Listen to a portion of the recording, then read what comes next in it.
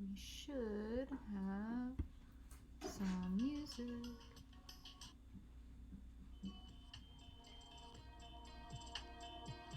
There we go. All right. Back with my normal. Hi Nana, how you doing? So we're back with my usual content. On Wednesday, I was pretending to be a gay. Oh my goodness, kittens are already knocking stuff over. Go figure. Wednesday I was pretending to be a gamer, and my partner Littlefish and I were playing Overcooked 2, and it was absolute chaos. And yeah. But I'm back with my usual content of stitching. So, hello. I'm gonna open up a poll for y'all to vote on what color I'm gonna be cross stitching next. Where did, hold on. I'm missing one of my colors. Where is it? There it is. Okay.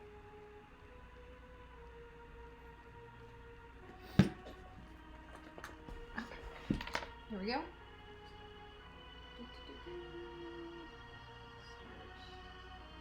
There we go. The poll is open for you guys, and here are your colors. So 1, 2, 3, 4, 5, 6, 7, 8, 9, 10. These are not choices because they're variations of white, and I always do those last. But 1 through 10. There you go.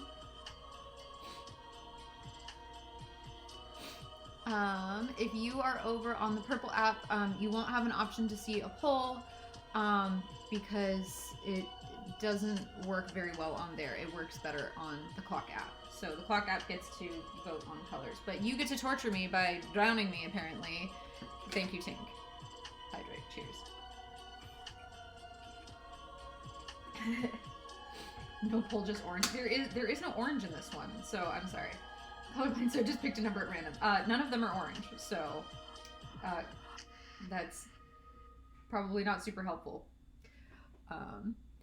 Literally just came on here to try drowning me. I mean, I'm not surprised. Tink is always here to try and drown me by redeeming hydrates. At some point she'll run out, right? Maybe. I did fill up my entire water bottle for exactly that reason. And I also did remember tea tonight, so I have water bottle and tea because tea is delicious. But Tink is amazing. Nana says Tink is amazing. It's true. Where did you get that cute stand? The one that's holding the bobbins. I got this on Etsy from. Give me a second, and I will tell you where I got it from.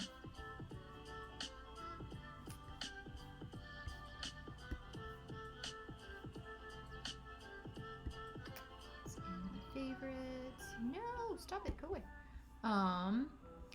I got this from Modern Hoopla.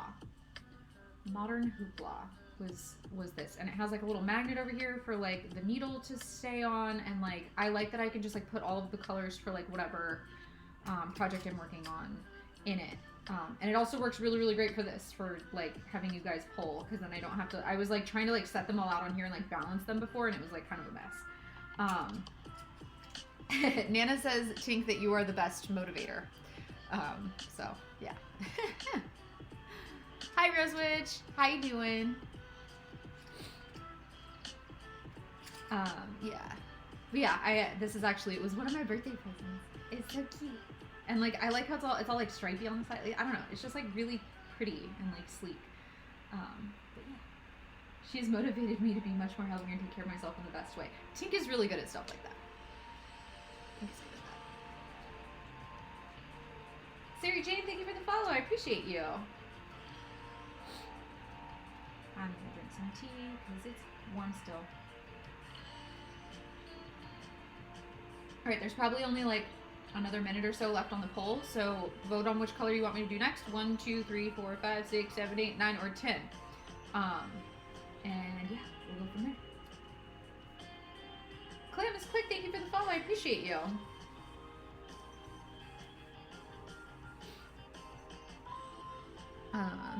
Yeah, I just got back from a weekend. I got to meet Little Fish's parents and one of his sisters for the first time. So that was super exciting. And Sarah Jane, there's a poll. There's like a little linky. I think it's down there in the bottom, and if you like click on it, you can click the poll. But it doesn't tell me like how many people voted for each number, so like I can't count votes in the chat and like add them to votes because it doesn't keep track of the numbers. It just tells me the percentage, which is unhelpful. Cute. Thank you, Aurora. You gotta use the poll, guys. Use the poll. There's like a little poll button down there, and you gotta click it. I'm no good at describing these things. Oh my gosh, now everybody's just throwing numbers into the chat. I can't count the numbers in the chat, guys. I'm sorry. It doesn't work that way. You gotta actually vote in the little poll thingy. I think, how much time do we have left in the poll? I don't even know.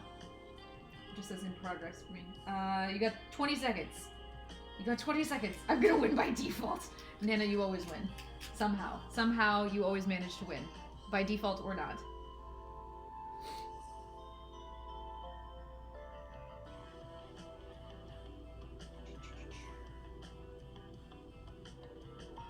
Kathy, thank you for the follow. I appreciate you.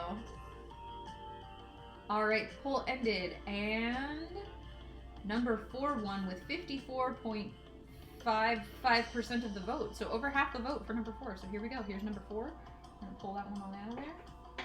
And there's only one vote. No, there's more than one vote. There was definitely like different percentages on there. There was some with like 9% and stuff like that. So, Miss Liz Carter, thank you for the follow. I appreciate you. Damn, they figured it out. Yes, they did. They did figure out how to vote, and they did vote. So I don't even know what our symbol is, but that is our. It's like a really pretty like dusty pink color that we're gonna be doing next. I'm gonna split the thread. But Nana, you did vote for the winning color, so.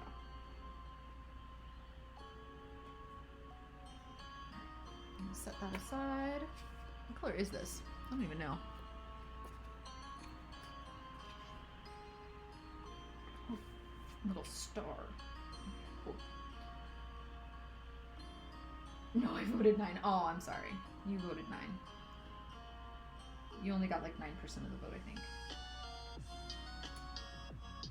Oh my gosh, this does not want to tie into a knot. Tie into a knot, darn you. And yes, if you cross stitch and you see me tying knots, don't yell foul. I know that it's not how I'm supposed to do it. I don't care. It works for me.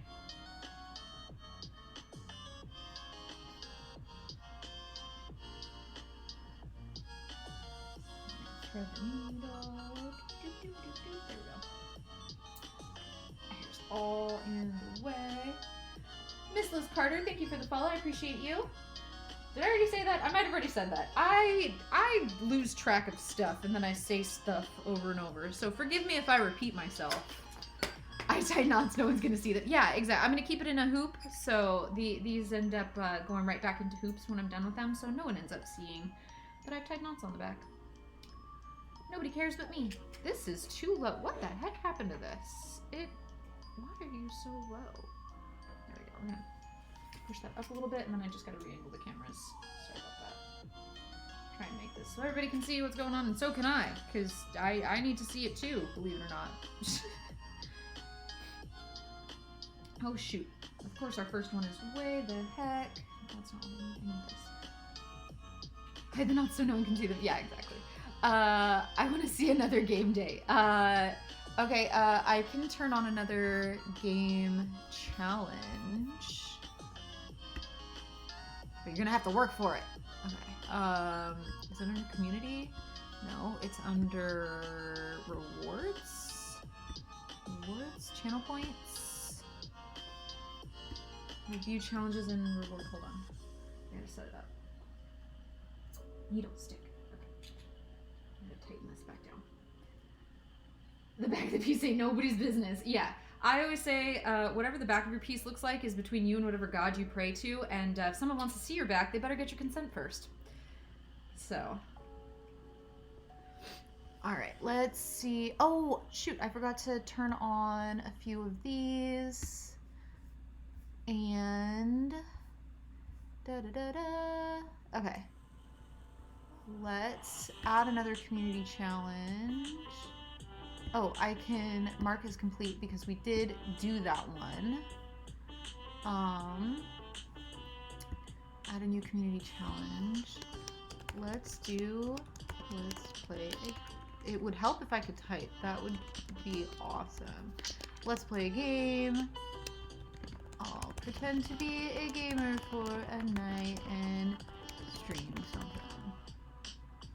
I want to make it harder for you guys this time. Raise it a little higher.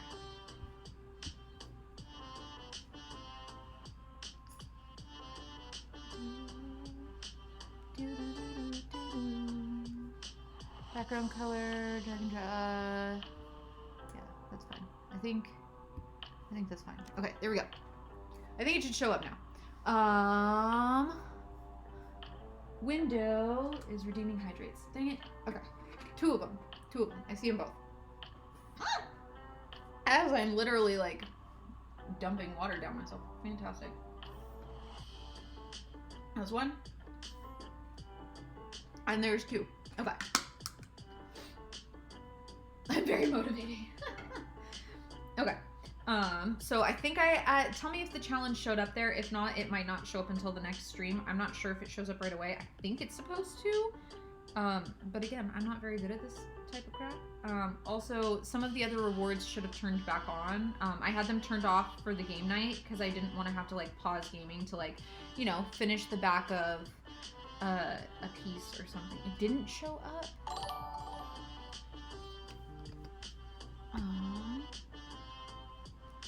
I see. You guys are keeping me on my toes tonight. That's what's gonna happen. I'm not even gonna get any stitching done, am I? Okay. Kristen, thank you for the follow. I appreciate you. And Lil Sis Brandy, thank you for the follow as well. I appreciate you too. Okay. You redeemed all 3 pet treats times all in a row, and that's it for the rest of the stream because there's only 3 total for the whole stream. So congratulations. Babies! You want treats? You want treats? Oh, Wednesday perked up. Okay, hold on. We're about to have chaos. Hold on. Sorry, I haven't caught your last few lives. That's okay. Life happens. I'm gonna turn this for just a second so you guys can see the babies as they get their treats. Because Mr. Knish was so kind as to give them 3 treaties. So there's one for Clover. Wednesday, you're gonna have to come over here, miss. Wednesday. She's gonna come bite me. Wednesday. You want treats? Oh, Clover can. Here's number 2 for Clover. Come here. Ah, don't bite me. Wednesday, up here. Up here. You want treats? Here's one for Wednesday. Okay, there's number 3. Oh, yeah, you're gonna claw at me if I don't have number 2 ready. August is just now figuring out the treats are being had. Okay. It's right there. It's right there. August, here's one for you, sir. I know you're a little late on the uptake, so there's one for you. Wednesday, there's number 3 for you. No, it's right here. It's right here, miss. That's number 2 for your brother. He needs one more. He needs one more. Come here. August, come here, Bubby. There you are. No, that's my finger. That's my thing. Ow. Ow. Okay, we're done. Ow. Ow. Got claws in my leg. Okay, that was 3 for each of them. Oh, ow. Ow. I do not starve them. I take care of my babies. I love my babies. Okay, there we go. All of the pet treats, all in the first, 5 minutes of stream. So, finally made some progress on that stitch piece I posted. Got my stitch bug back. Oh, yay, that's awesome. Kitties, kitty chaos. Yeah, kitties and puppy all got your treaties. Okay, now you're gonna, you can't be right here. I know you know where the drawer with the pet treats are. I know you know exactly where it is, miss, and you are so smart. I'm so proud of you for being so smart. But you are not actually smart enough to get into that cabinet. I know you don't believe me. It's not that you're not smart enough, it's that you don't have opposable thumbs. She's gonna come be right in front of the face cam. So if you are on the purple app, you get to see Wednesday and all of her in all of her needy glory as she bumps into everything trying to figure out how to open the cabinet. Excuse me, miss, I need this. This is mine. Thank you. But thank you, Nana, for getting all of the chaos out of the way all at once so they don't harass me during the entire thing. Well, okay. Cool. Thanks. Thank you, Wednesday.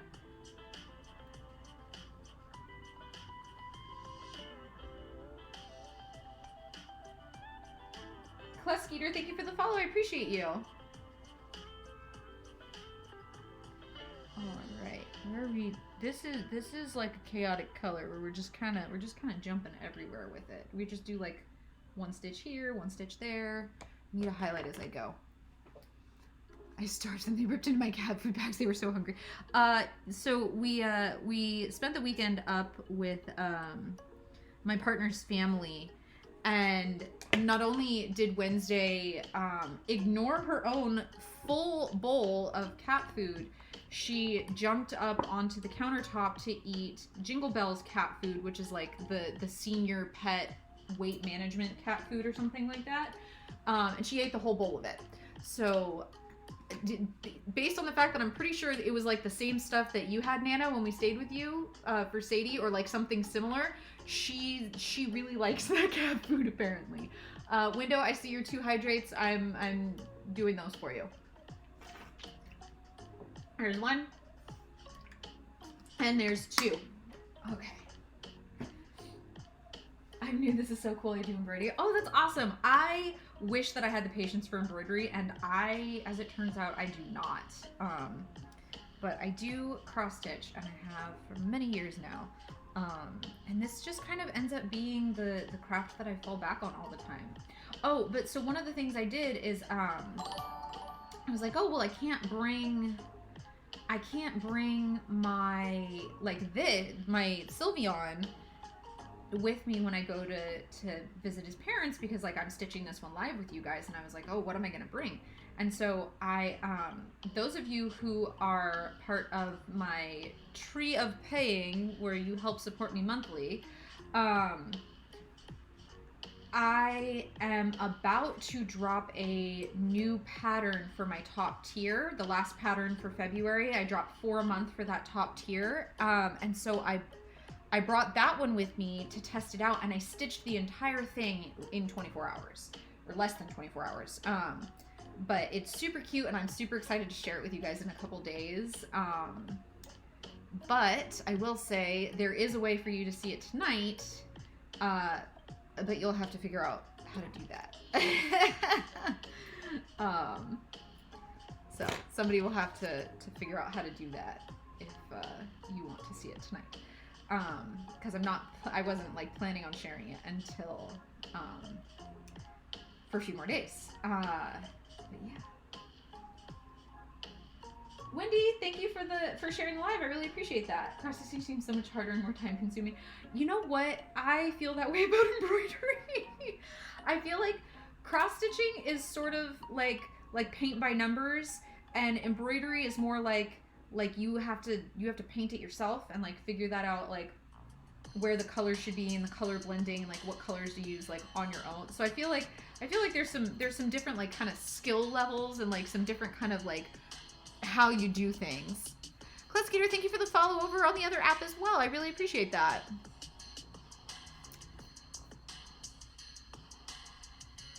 Oh yeah, you guys got Cubju. Very nice, very nice. Making sure I didn't miss anything. Okay. I need to highlight a couple things as we go. Okay.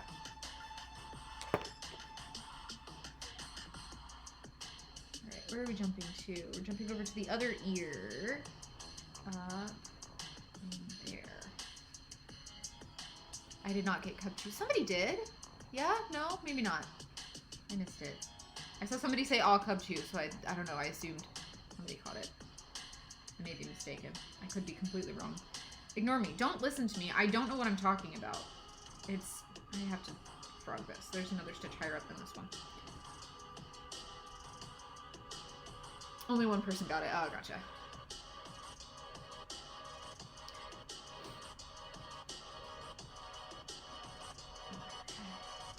Up there. We gotta start up there. What am I doing? I don't even know. What is my life? Like, I stitch on stream. That's my life. I don't know how I got here. I ain't mad. But like, I'm legitimately wearing pajama bottoms, and like I'm wearing my jammies. Like, I'm wearing my big fluffy bathrobe on stream, and like, y'all are here for this. I don't quite understand why. I'm just making it up as I go.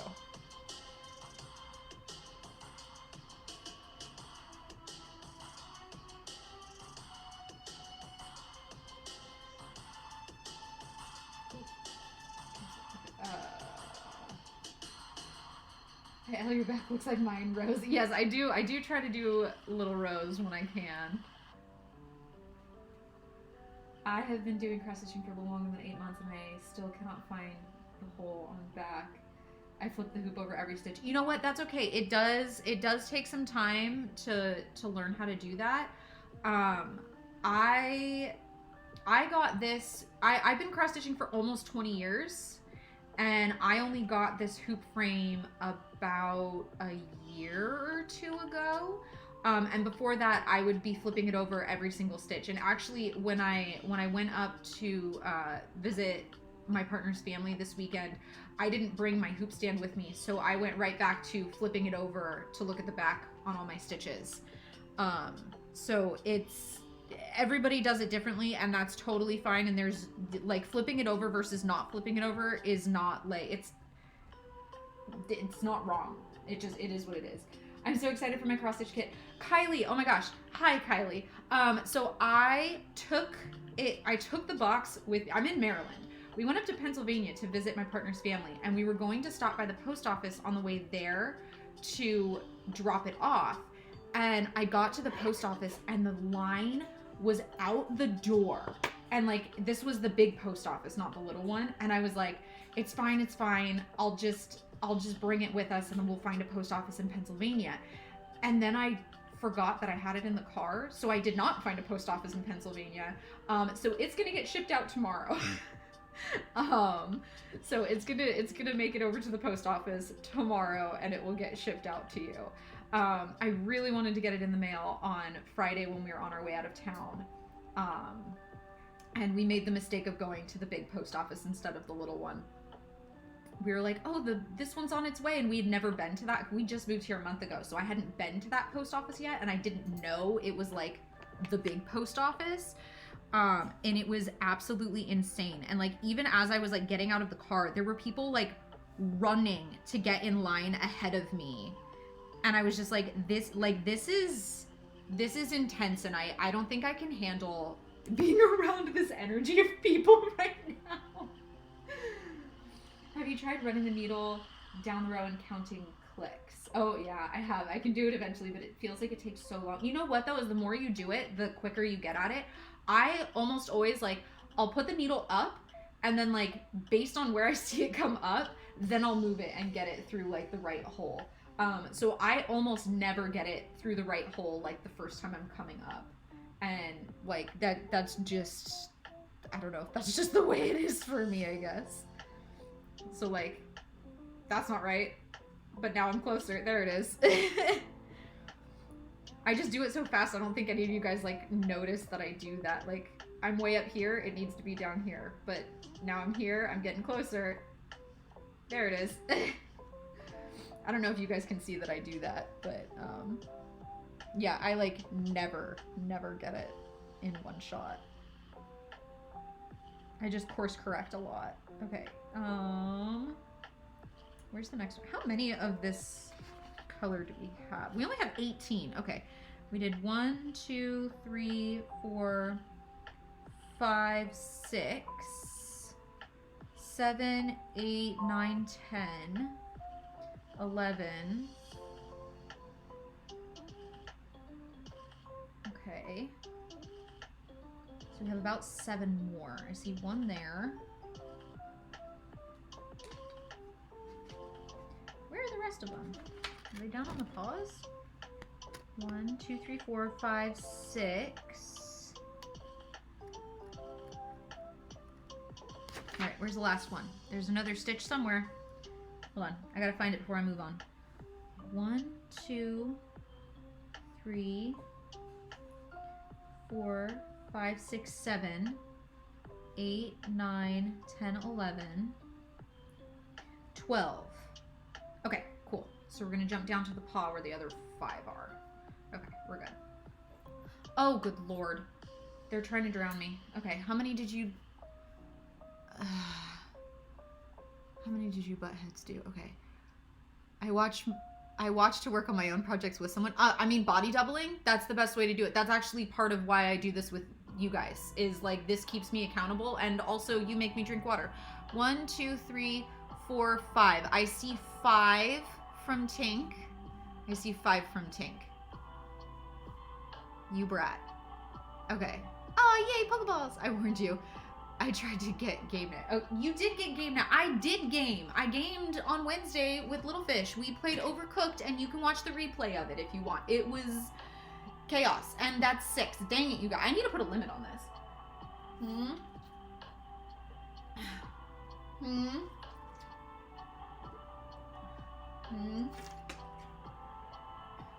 Oh my god.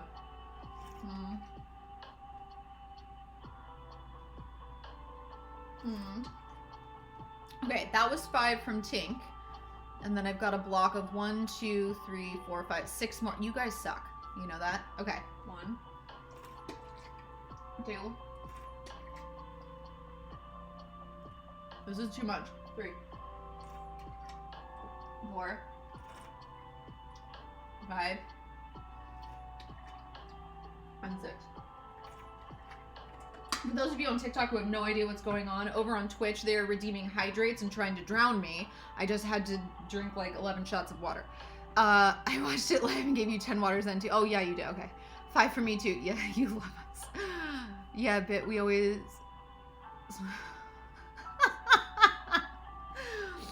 I'm glad I didn't read that out loud, because I almost read that out loud, because I have a habit of just blindly reading comments out loud. Water. Yes, thank you. 11 shots of water. This was a full 32-ounce water bottle, and I'm already halfway done with it, so pace yourselves. Because 1, I'm going to have to pee in the middle of the stream if you keep this up, and 2, when the water bottle's done, I'm not filling it back up. I feel bad for putting my points to game night because I missed your cross stitch. Oh, that's okay. That's okay. I mean, go ahead and put it for game nights. It's nice to switch things up every once in a while, you know? But maybe what I'll do next time is maybe I'll stream like a bonus night for game night. Like I'll stream a 3rd night that week or something like that, instead of like taking over one of my usual stitching streams. I'll just be like, okay, the game night stream will be this other day of the week or something like that. Maybe we'll do it that way. No, you likely wasn't a typo. It's not a typo, Nana. That's how I tend to find this. Okay. Oh, shoot. Okay. That's not what it does, but I like the sound. Do you have multiple colors running on the back, or do you do one at a time? I do one at a time. I do not have multiple colors running throughout the back. I have tried that once before, and it was not my favorite. Amrorick. I pronounced that all wrong, and I'm terribly sorry. Thank you so much for the finger heart. I really appreciate that. Unseasoned Trash Siren, thank you for the follow. I appreciate that, and I appreciate your name. That's a lovely username. I love it. No rush, thank you for letting me know. Never wait in line for me. I wouldn't want that. I'm so sorry. Michaela, hi. How are you doing? Thank you for the follow. I appreciate you. Oh my gosh, hi. Hi, Momo's Lair. Oh, that makes more sense. Stream. Yes. Sorry. Charlie Quinn, thank you for the rose. I appreciate that. Yeah, I'm doing a double stream. I tend to do a double stream. Some people like to watch on TikTok because that's where most people find me. But other people like to watch over on the Purple app because it's a little bit more interactive. So I have like some rewards and things like that for people that are watching over there. I've even had some people watch on both and just mute one of them so that, because I run all of the color polls on, oh, actually I have to open the next poll. Hold on. That's a good reminder for myself. Okay. Hold on, I have to edit it. Da, da, da, da, da.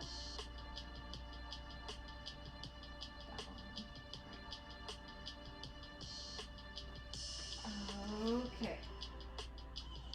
There is for the new poll. The new poll. What color would you like me to stitch next? 1, 2, 3, 4, 5, 6, 7, 8, or 9. There's only 9 more colors left other than the 2 colors of white. So go ahead, take a good look. I'm going to give you like 10 seconds to look and pick the color that you want to see. And then I'm going to stitch the last couple stitches of this color. So, ready? Okay, vote. You gotta vote in the actual poll though. You can't just like shout numbers into the comments because I won't be able to count those and add them in. So you have to actually like click on the little poll button at the bottom.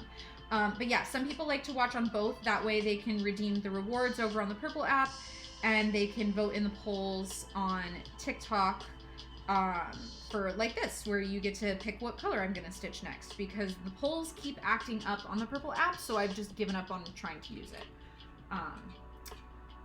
So it's, you know, but there's also like a Pokemon extension game over on the Purple app that people like playing, where they can like catch Pokemon in the chat and like stuff like that, which is super silly and fun.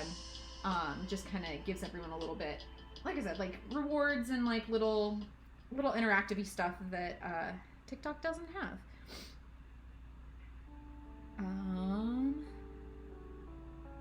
Oh my gosh. Oh, for anybody that is interested, the music is provided for us by Game Chops.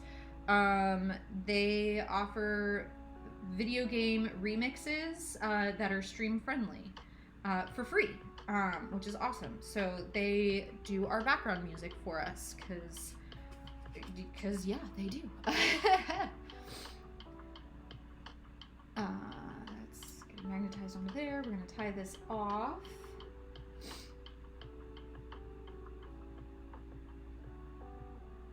Tink, thank you for sharing the live. I really appreciate that. All right, and we are done with that color. Let me wrap it back up. Are you making a bunny? I'm not making a bunny. I'm actually working on Sylveon, but Sylveon does have like big bunny ears. Like definitely looks like a bunny. I could absolutely see why you would think that. But yeah, so yeah, big bunny ears, and then the face, and it's got like the big flowy scarf thing around it. It's got a little bow tie, a little tail, little legs coming down here. All right, scrolling back in the chat over here, making sure I didn't miss anything.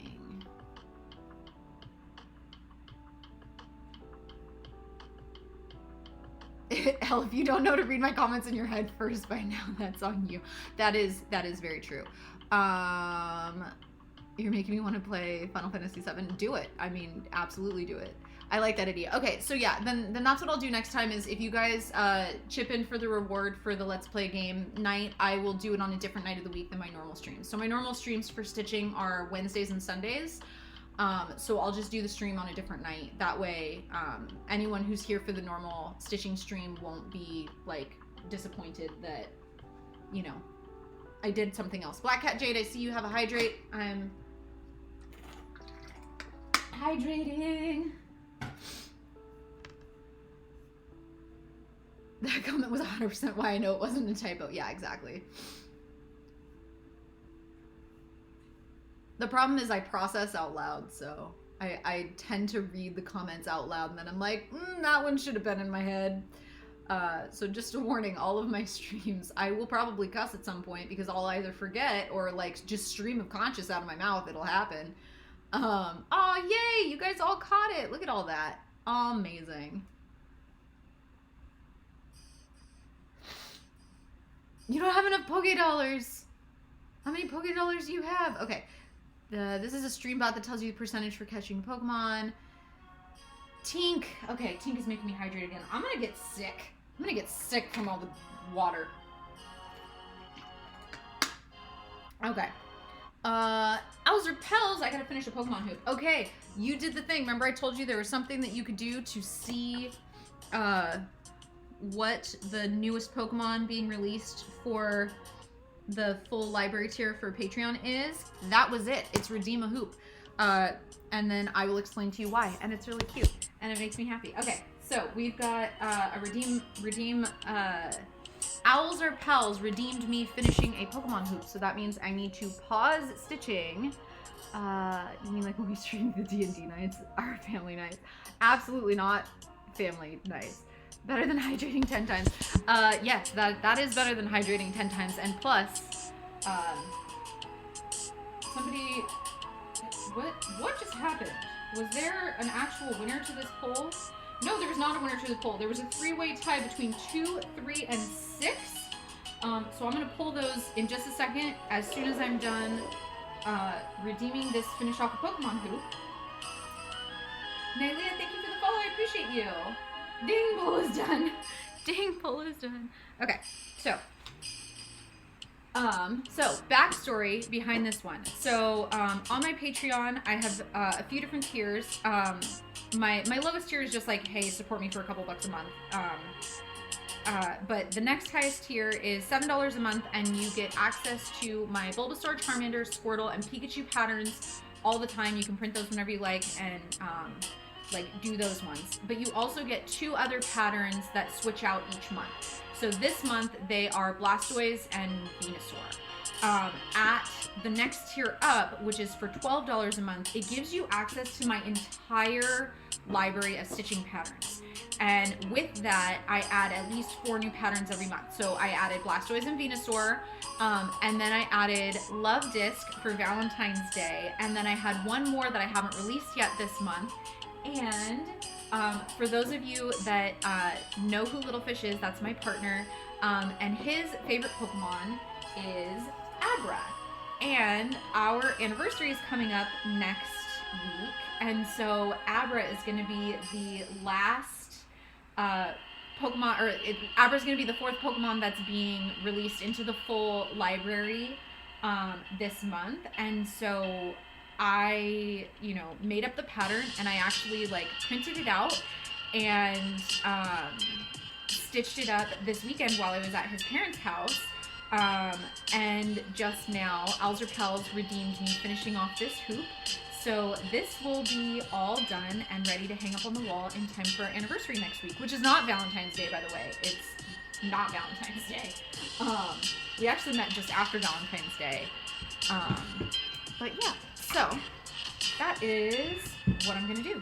So the first thing we do to finish up our hoop is, he actually is pretty darn centered in there. I'm actually not gonna recenter him. I am gonna make sure he's nice and tight in here. So I'm pushing down with my fingers on the hoop, and I'm pulling up on the fabric.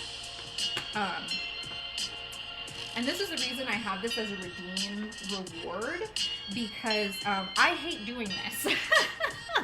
This is my least favorite part of the cross-stitching process, is finishing off the hoops. So by making it a reward that you guys decide when I do it, it actually motivates me to finish off hoops and not just leave them in a big pile. I have probably 60 Pokemon that I have finished stitching them. They're just sitting in a drawer behind me because I hate finishing them that badly. And yes, I did say 60. It's a lot.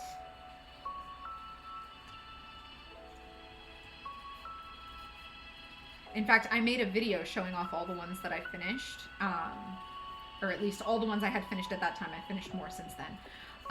And that's in my cross-stitch playlist on TikTok. And almost all of them, almost none of them are in hoops, because I haven't finished hardly any of them.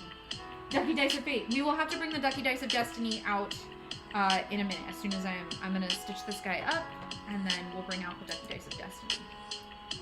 And we will let the Ducky Dice of Destiny choose between our three that tied. With 20% of the vote each, guys. So Ducky dice.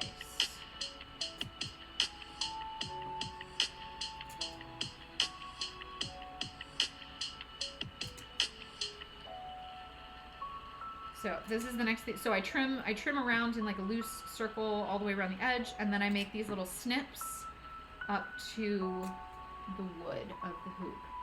Hi Vex, how you doing? I hate sewing together my amigurumi, so I'm doing the part I hate while you do this. Body doubling at its best. Yes, that is. I love body doubling. That is how I get things done, like all the time. If I have somebody there, like even virtually talking to somebody on the phone, I will listen to audiobooks to get stuff done or podcasts. I can sometimes trick myself into like, there's another person here. They're yapping in my ear the whole time, even when it's not, you know, a person actually there. All right. Man, what did I do? What did I do, Tank? Camaria, hello.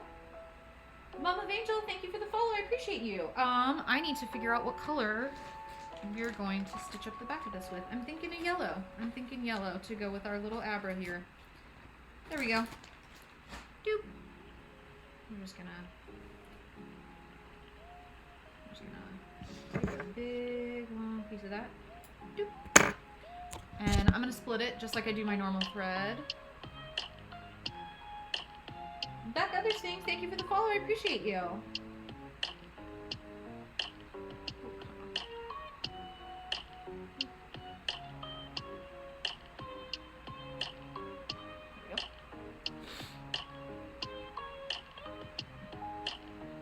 So I'm going to do a triple knot because we're working on the back of the piece, and because I'm going to be pulling pretty tightly on this. As I'm actually cross stitching, I'm not pulling too, I'm not like yanking on the thread, but because I'm going to be sewing up the back of this, I am going to be tugging significantly harder than I normally would. So I'm going to do a triple knot instead of my usual double knot. Thread the needle. There we go.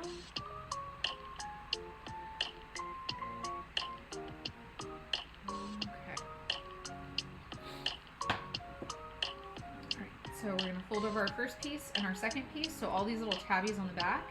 And so we're going to be overlapping them, and then I'm going to be starting from the bottom, and I'm going to be pushing up through both layers at the same time, like a little sandwich. Boop. And just pull the needle nice and tight. Set the needle aside. I'm going to overlap the next two, and this one I'm going to go down through both layers, from top to bottom, like that. Up. Let go. That's rude. There we go. Overlay again. And where they overlap, we're going to come back up through this one. And we just switch off going up and down. This is kind of hard to see with the yellow. I should have picked a different color, but I try. I like things to match. So Abra's mostly yellow, so I'm going to use yellow thread, even though no one's going to see the back of the piece. Is this one? This one was done in the same way, but you can see I used black on this one. I don't know why. But I'm going down through one and up through the next one, just all the way around the piece, back up to the top. So that's what it ends up looking like. It kind of looks like a little dumpling, like the way you would like fold a little dumpling around. But this is how I finish off my backs. If you want to make it look a little bit more professional, like if I'm finishing off a back professionally, because these are all my personal pieces that I work on the streams. These are not usually ones that are commissions or anything like that. Well, I mean, I'll let you know if it's a commission, but I'm not working on any commissions on the stream right now. But if I was to finish this off professionally, I would, at this point, once it's all stitched all the way around like this, I would take a piece of felt or fleece or fabric of some kind that doesn't have a frayed edge, and I would hot glue a circle of it on the back of this so that you can't see any of these stitches and nothing would ever snag them loose. I've never had a problem with it personally. I've had some of these pieces hung on my walls for 15 years or so, and I've never had an issue with anything snagging or anything like that, but just for the sake of it being more professional, I would finish that off with a piece of felt on the back. So anyone who orders kits from me, I do send you a piece of felt to finish off your back with. So I'll send you a color coordinating piece of thread to stitch like this, and then a piece of felt. You can use white glue, hot glue, super glue, whatever kind of glue you want or whatever, and just right around the edge, just stick it on there. But yeah, that's how that kind of works out. Ah, little pigs. Go back up in here, little piggies. There you go, cutie. Okay. But yeah. Michelle Patterson, thank you for the follow. I appreciate you. You got a mini food kit? That's super cool. What kind of food is it? I want to know. I have been thinking about making some patterns for like Stardew Valley, like the little Stardew Valley foods and stuff like that, like making some cute little, like a little sampler, like a cross stitch sampler. I think that could be really, really cute. Milksop Boy, thank you for the follow. I appreciate you.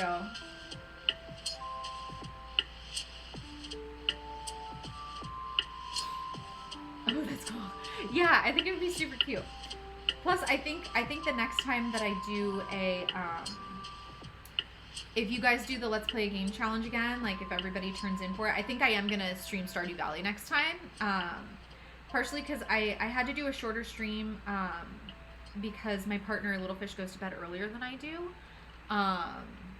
Especially on like stream nights because he has work early in the next morning, and I work a little bit later. So I can stay up a little bit later. So I think I might just do like, you know, a solo player game, something like that, for next time instead. So I was thinking Stardew Valley would be a good choice. Maybe start a new game and maybe let you guys do some polls and stuff to vote on like what I do, or like what what villager I should woo, and like, you know, silly stuff like that. Pipey, thank you for the follow. I appreciate you.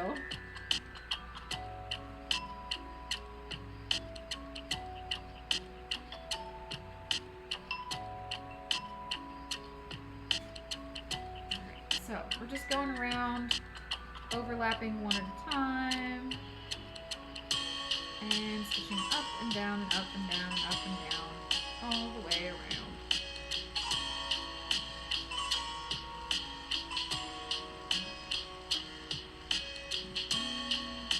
I'm going to go up one more time just so I can end this on the front side of the piece. Tell me my knots off on the front side. And once again, I'm just going to give it a triple knot.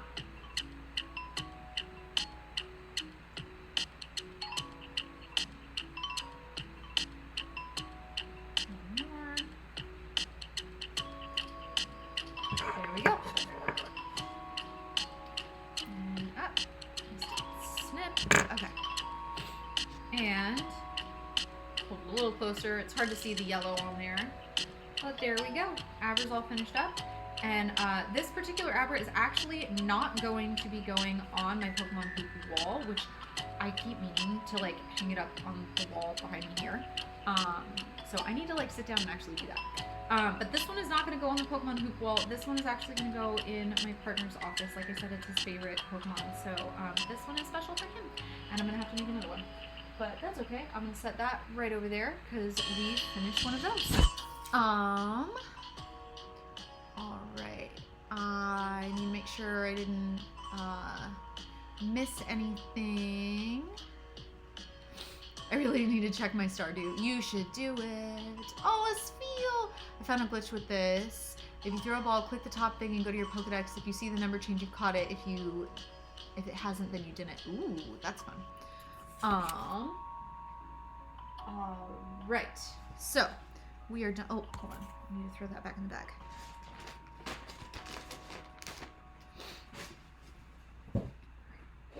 Come back here, Sylveon. Okay, we had a three-way tie. Let me open that pole back up. That's not what I want. Where's the pole? Let me open the pole back up. I think it was a tie. What did I say? I think it was 2, 3, and 6. Is that right? So we're gonna need to pull out our Ducky Dice of Destiny. The poll's not loading on my screen. Give it a second. So these are the Ducky Dice of Destiny. For those who don't know, I used to collect rubber ducks. And so my partner heard that I used to collect rubber ducks, and he got me these dice because one of our other hobbies is tabletop role playing games. So he got me these dice that have little rubber ducky inclusions in them, and I adore them. They're so stinking cute, and they sit in a little bathtub, which is just amazing. 2, 3, and 6. Yes. Okay. So 2, 3, and 6 were our 3 colors that we need to vote on. I need something to roll my dice in. I really need to remember to bring a dice tray down here because I don't have one down here. I'm gonna move all of that junk to the side. We're gonna roll it into my sewing box. Okay. So 2, 3, and 6. There's number 2. There's number 3. 1, 2, 3, 4, 5, 6. 2 and 6 look pretty much the same, but what do I know? They're not the same color, but they're very, very close. Ow! Velcro in my hair. Okay. I'm gonna roll some ducky dice. Okay. Oh, sorry. This is gonna be a 1 or 2. This is gonna be a 3 or 4, and this is gonna be a 5 or 6, because I don't have a 3-sided dice. 5. Alright. Cool. I just trapped the ducky dice in there. No, you need to go back in your bathtub. Okay. I rolled a 5. Good lord. I'm losing my mind. Can you tell? Alright. So this is going to be our next color. Did I highlight the things that I did? I did. I swear to God. I'm losing my mind, y'all. Hi, Drifty. How you doing? Okay. What color are you, or what symbol are you? Okay, you're that one. And how many stitches is there of this color? 90. Okay. So that's not too bad. Not too bad. I have to try that technique for using the hoop for framing. Oh yeah, I love using the hoops for framing. I think it looks really, really cool when you have a whole ton of hoops all up on the wall together. If you go back in some of my cross-stitch videos in the cross-stitch playlist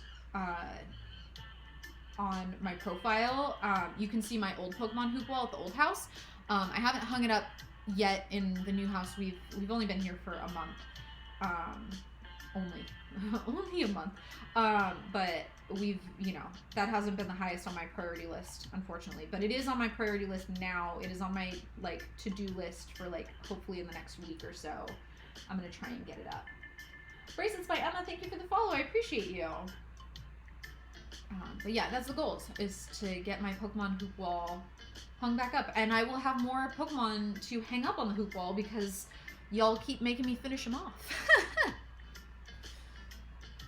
Thought I would be more into stitching this weekend. I need to do some, but I got into Pokemon Sun again, so I'm trying to do some stitching in some video games. Very nice. I have been sort of splitting my time between stitching and reading lately. I set a reading goal for myself this year of 50 books, and I've read 8 books already this year. So I am ahead of my goal. But I don't know, I don't want to stop. I'm just been really into reading right now for some reason.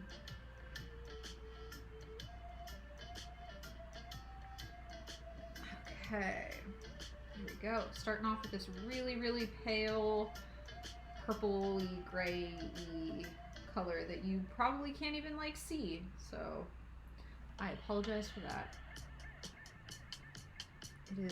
It is a tough color to see. Okay. 1, 2 over 1. There we go. Yep, right there.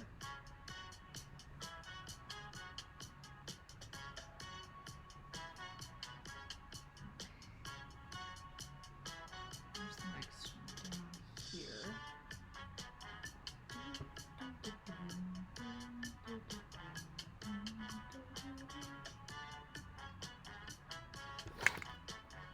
Since we're bouncing all over the place, I have to highlight as I go, or else I will lose track of what I have and have not stitched and where I'm headed. Okay,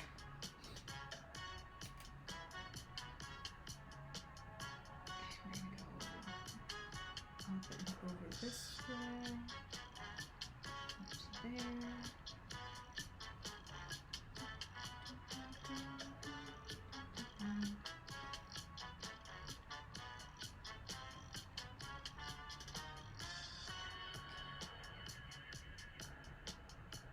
I'm not jumping over to that.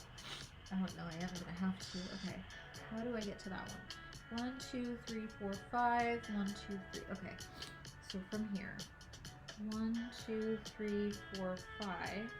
1, 2, 3.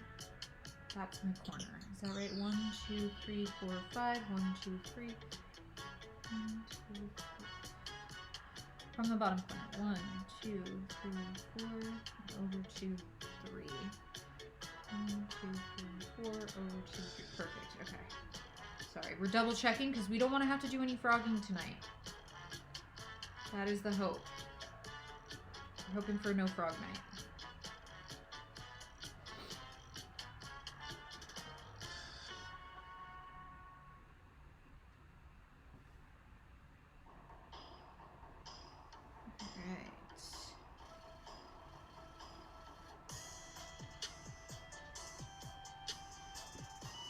This color is just really bouncing around. Okay, and we're gonna tie off.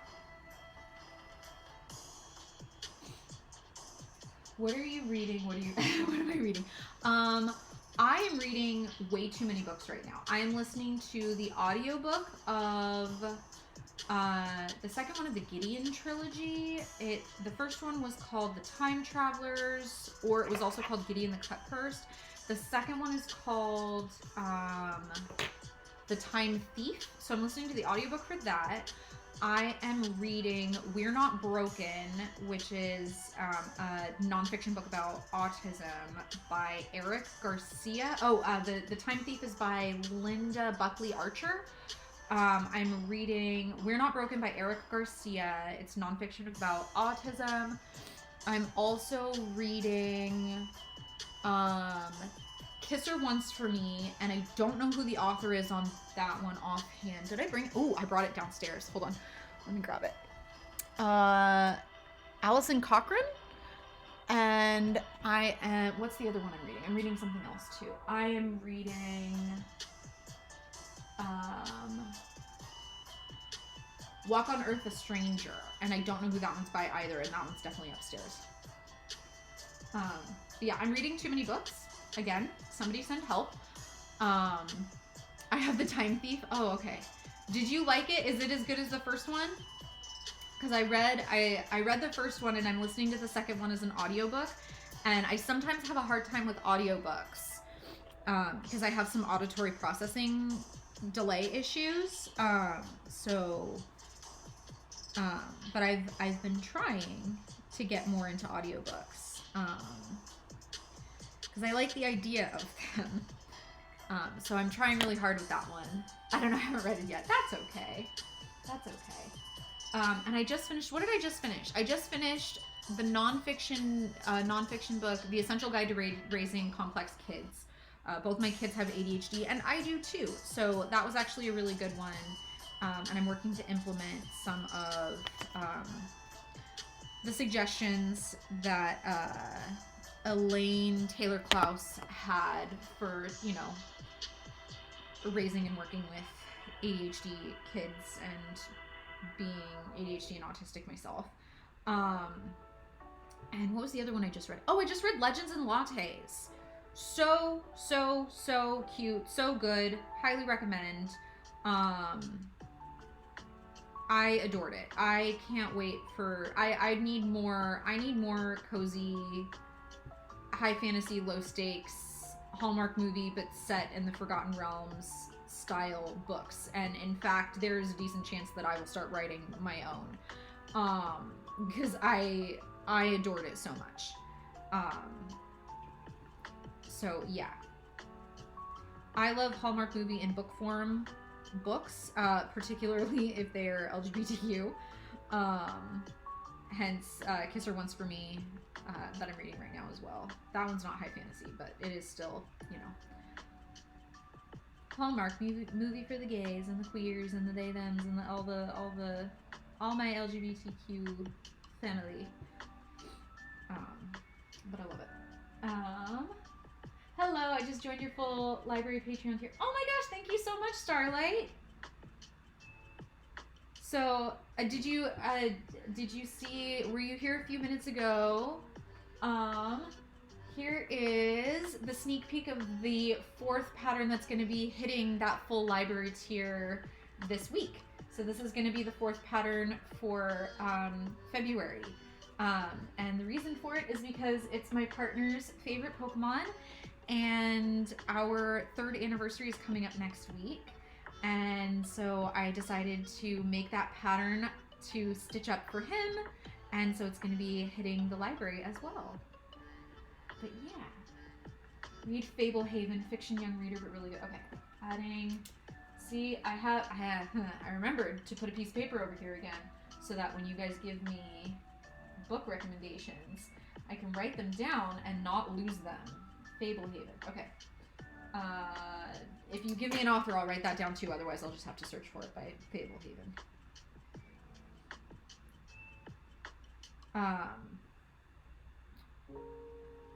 For anyone who wants like wonderful world building, magical type stuff, but is boycotting a particular IP for problematic everything, I highly recommend Diana Wynne Jones's The Chronicles of Crestmancy. I loved that series as a kid. And I haven't even read all of them. I have just read the first 2 volumes. And possibly the 3rd volume. And there's like 6 or 7 of them. And they are absolutely wonderful. And I cannot recommend them enough. The world building is wonderful. So that is my recommendation to you, is if you would like easy, quick reads, but still feel really, really satisfied reading them. Brandon Mull. Okay, I'll write that down as well. Brandon Mull. If you want something that's a little more adult, I recommend The Ill-Made Mute. ILL-MADE-MUTE. I cannot think of the author off the top of my head, but that trilogy was really good. If you like stories about the fae and fairies and that type of folklore, but like as the creepy, like they are creepy. They are not your friends. They are not to be toyed with. You need to watch out for them. That is a fantastic trilogy to work your way through. The descriptions are beautiful, like beautifully written, and like I highly recommend that series as well. I'm trying to think of like what else that I've read that I really like that's like kind of still in that same vein. I don't know. Keep shooting me recommendations and I'll keep thinking of other ones that I've read as well. I can only read things with panels with staying focused because I'm dyslexic. That, yeah. I mean, I get that. I definitely get that. Not every medium is for every person, and, you know. I always say, not every tool is made for every person, and that goes the same with, like, some people do really, really great with audiobooks. I have a hard time with audiobooks. I keep trying, but my auditory processing is so rough that it really depends on who is reading the audiobook, whether or not I can handle it, and also like what type of brain space my brain is in while I'm listening to it. But I love the idea of audiobooks. I want to listen to them. I want them to work for me. But so far I haven't had a ton of luck. I find I have better luck with audiobooks when it's non-fiction books than when it's fiction books, because it's a concept that I'm listening to instead of like descriptions. So I think I have a little bit less struggle with it. Crave series by Tracy Wolf is good fantasy. I'm enjoying that one right now. All right, I'm gonna write that down too. I gotta look into all these. Guys, you know that my to be read list is over 400 books now. Creating series. I'm never gonna read this many in my entire life. Like, even if I read 50 this year, Tracy Wolf, it's gonna take me 8 years just to get through my current one, and you guys are just making it longer, like always. Night Huntress series by Janine Frost. Let's go Janine Frost. I'm never gonna make it through my to be read list before I die. Then what am I gonna do? You know what? That's it. When I go to the afterlife, that's just gonna be my afterlife. Is just reading every book, just all the books, just all of them. Oh yeah, start listening to them on audio. That's my problem is audiobooks don't tend to work for me as much as I really want them to. I have some audio processing delay issues. So like even when I watch TV, I have to have subtitles on or else I can't process what's being said before they're like moving on to the next thing. So I always feel like I'm behind. So I have a lot of that goes on. So nonfiction books are a lot easier for me to listen to. Because I'm getting like general concepts rather than like this person was talking and this is what they said and like and then I'm like, oh crap, like who's talking or who said what or like I just stuff like that. So I have a hard time like when they do scene skips, I often don't know that they've skipped to like a new day or a new scene or a new thing until it's like too late for my brain to like catch up to what's happening. So, okay, where am I going?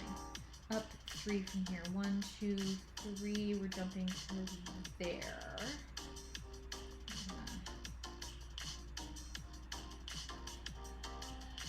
And then we're gonna go over 2, up 1, 2, 3, 4. Okay, up 1, 2, 2, 3. We're jumping. Okay, so it should be 1 above that and 2. Okay. Is that alright? Yeah, okay. Oh my god, there we go. I read a lot of mangas because I really like anime and right to left is easier for me. Oh, that's nice.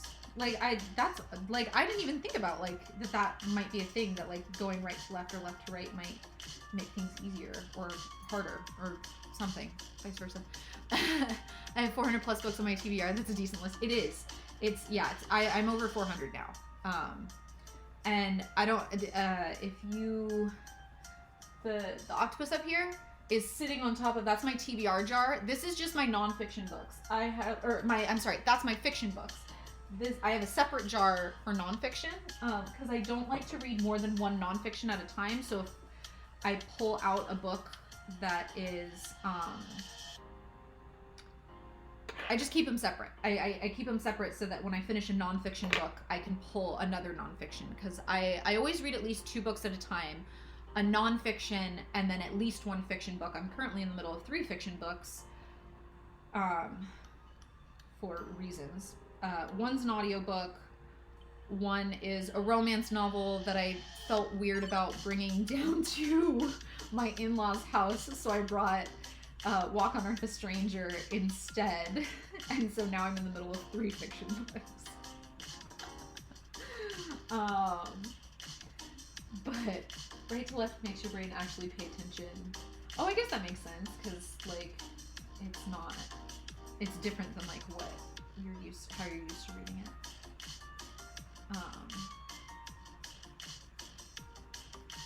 Trigger some different parts of your brain and stuff, I guess. But yeah, normally I'm doing 1 nonfiction and 1 fiction at a time. But the problem is I'm also in the middle of several series. I don't usually read like the entirety of one series before moving on to like the next one. I usually will read like 1 book out of the series and then 1 book out of a different series, and I like kind of go back and forth between those. So I'm in the middle of a few different series right now because of that. But it also means I'm making it slower through my TBR list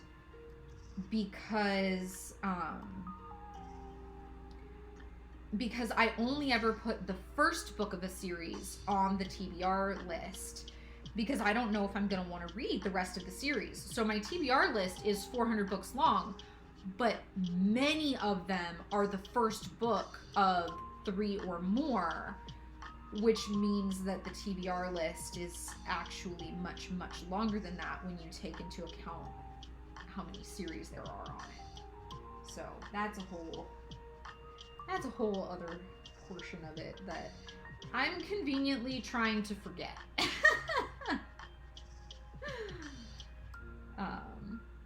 So yeah, when I finish a book, if it's part of a series, I add the next book of the series to the TBR list if I intend to continue it.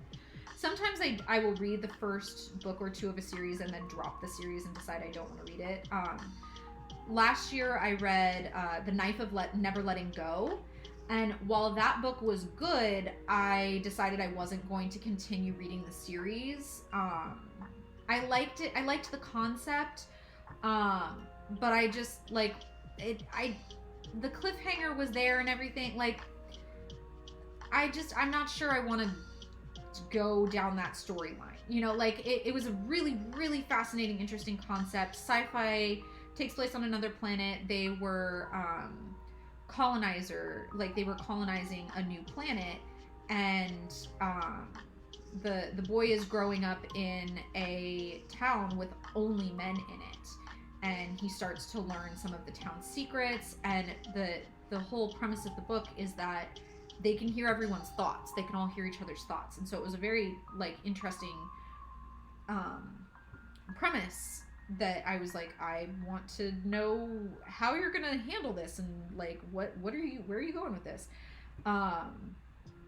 And so he starts, like, learning secrets that he shouldn't be learning. And so people are out to get him. And how do you run away when everyone can hear your thoughts? Or, like, how do you keep yourself safe?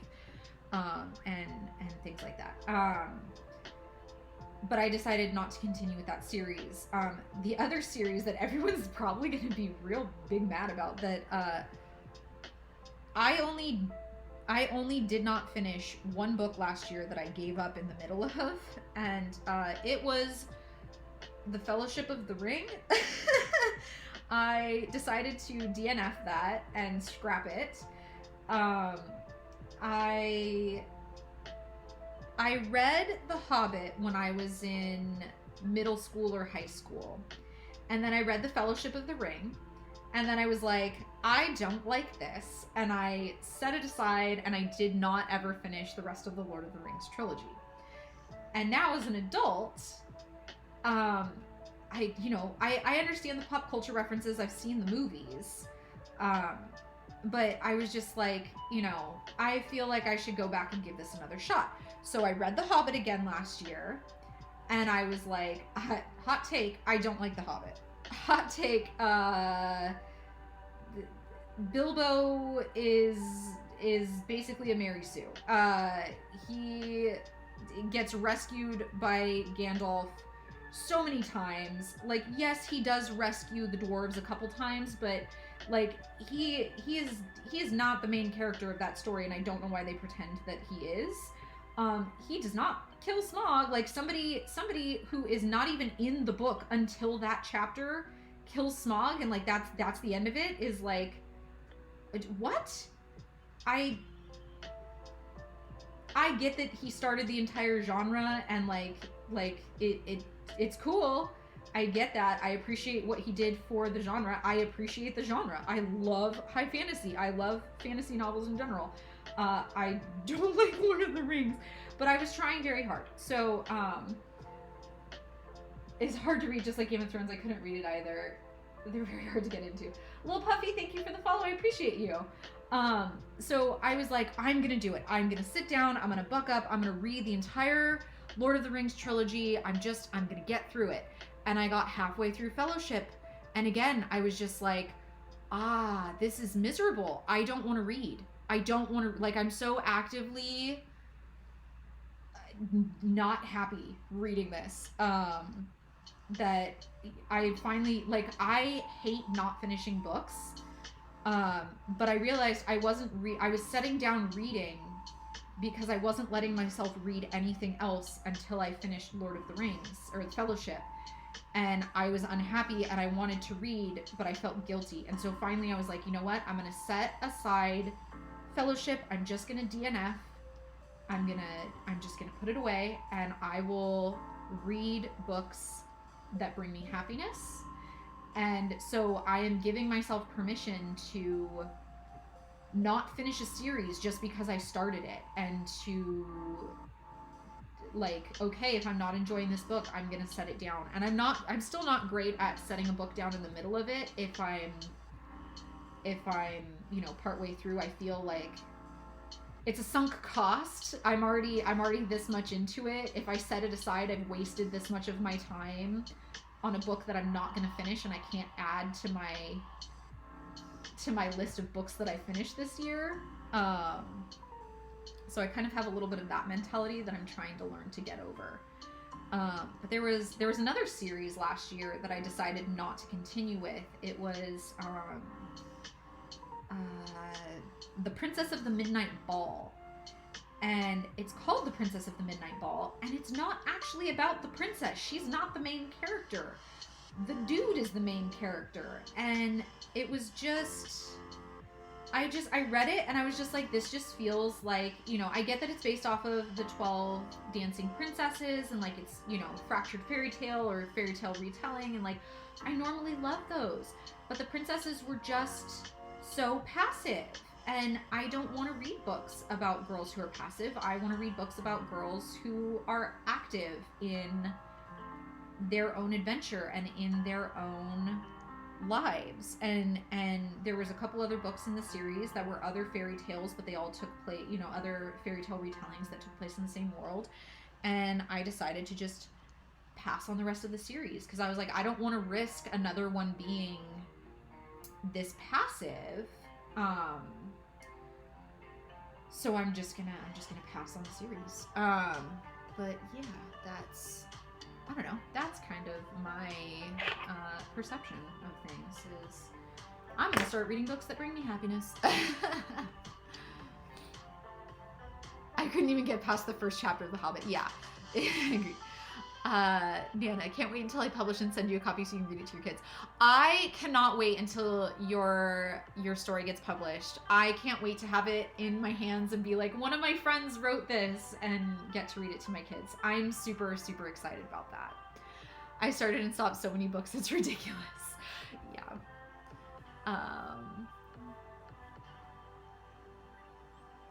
But yeah. Is cross stitch hard? I've always wanted to try. You know what? Cross stitch is actually not as hard as it looks. If you want, I have a cross stitch guide that I link to in my bio. You can print out the instructions that I put together. And I'm also putting together some videos to teach you how to cross stitch.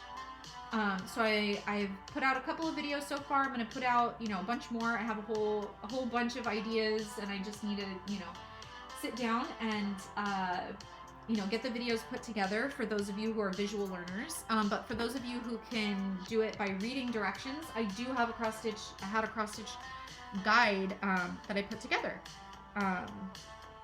And it is definitely not, I don't think it's not a difficult thing. There is a little bit of a learning curve learning to read the patterns themselves.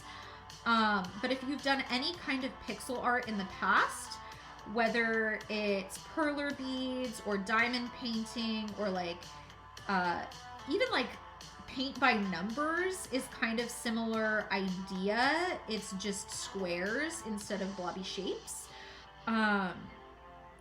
It's not too difficult. I personally find cross stitch a lot easier than embroidery. And all of my patterns that I have released so far are all just full crosses. Full cross stitch, which is the easiest. It's the easiest cross stitch to do. You don't have to worry about half stitches or 3/4 stitches or French knots or anything like that. So yeah, I would say my easiest patterns that I have are probably Bulbasaur and Ditto. Those are really, really great for beginners, and they don't have a whole lot of colors. So you start with, you know, less colors, and it's, you know, real simple patterns to read. Um, this one's definitely a more complicated pattern. This one is has the most colors out of any of them that I've made so far. But this is what the pattern looks like, and so all of these different symbols, each symbol symbolizes a different color. And so I'm working on this one down here, so I'm just looking for all of these symbols and just making sure I put a little stitch where they belong based on the symbols. If you know 14 count or 11 count is better for cross stitch.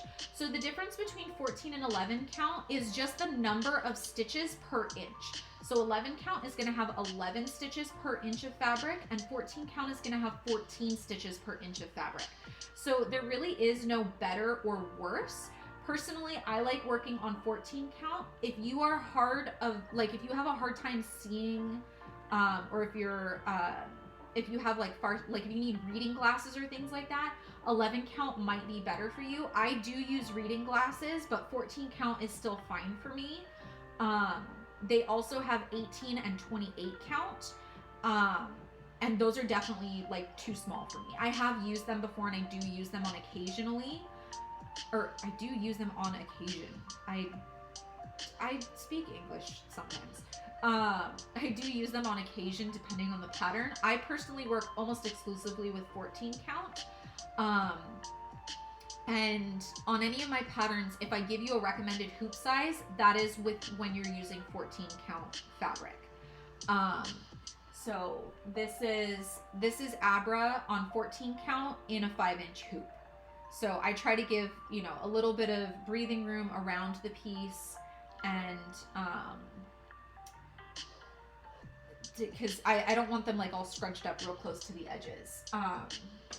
But yeah, I work almost exclusively on 14 count. So it's not so much what's better as what is your preference. 14 count is probably the easiest to find, compared to some of the other counts that they don't tend to have as many options in the store. I'd say 14 count's probably the most common. Oh, good thing I found you then. Aw, thank you. I'm glad you're here.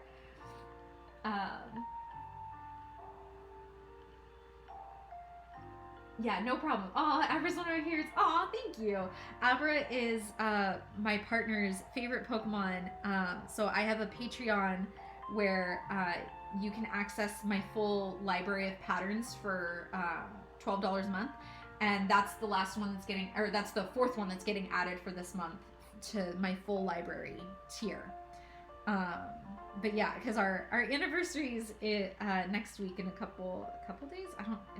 I don't even know. I don't even know what day it is anymore. I'm like, I don't have my watch on. I'm like losing track of the days. But our anniversary is in a few days, and so I put together that pattern and I stitched it up for him. So that one's gonna go. It's gonna be for his office because he wanted an Abra to hang on the wall in his office. So I think that's kind of cute. There we go.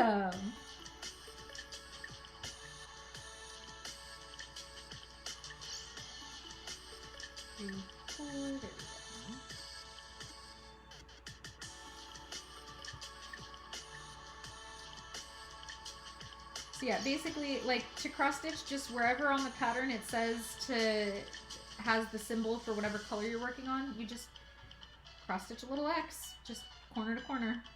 That's really the basics of it.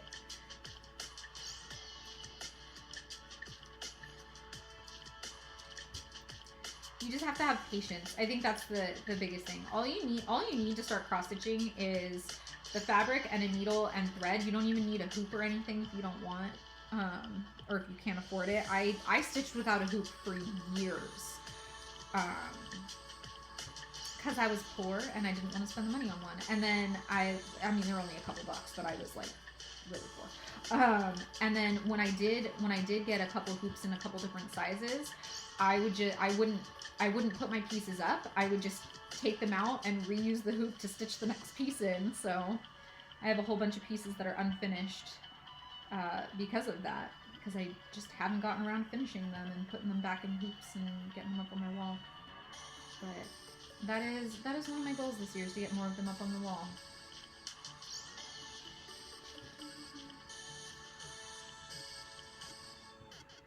I need to count 1, 2, 3, 4, 5, 6, 7, 8. 1, 2, 3, 4, 5, 6, 7. Finish off these 7.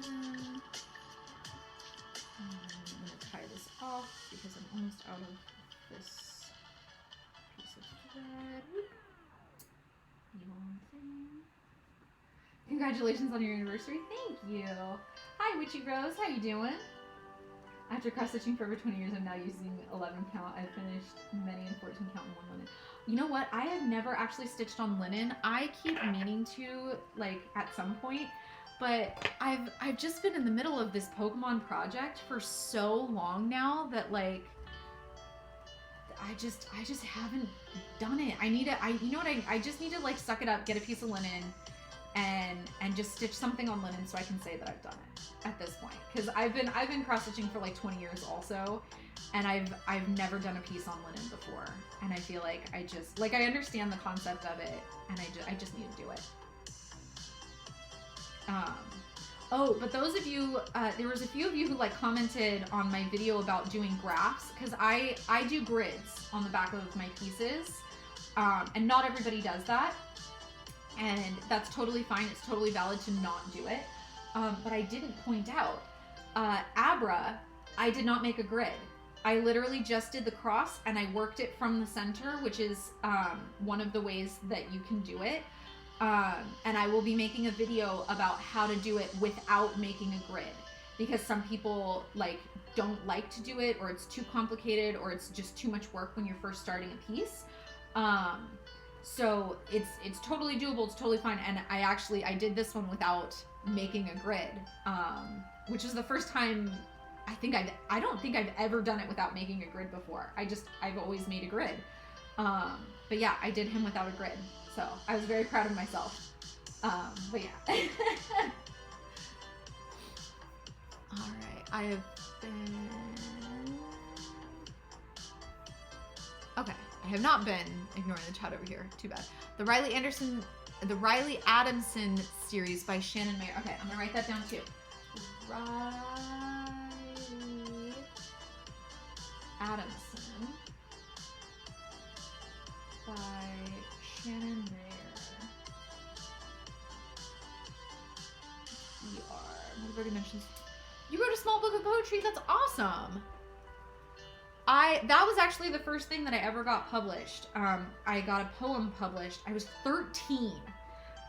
So I am actually a published author and poet.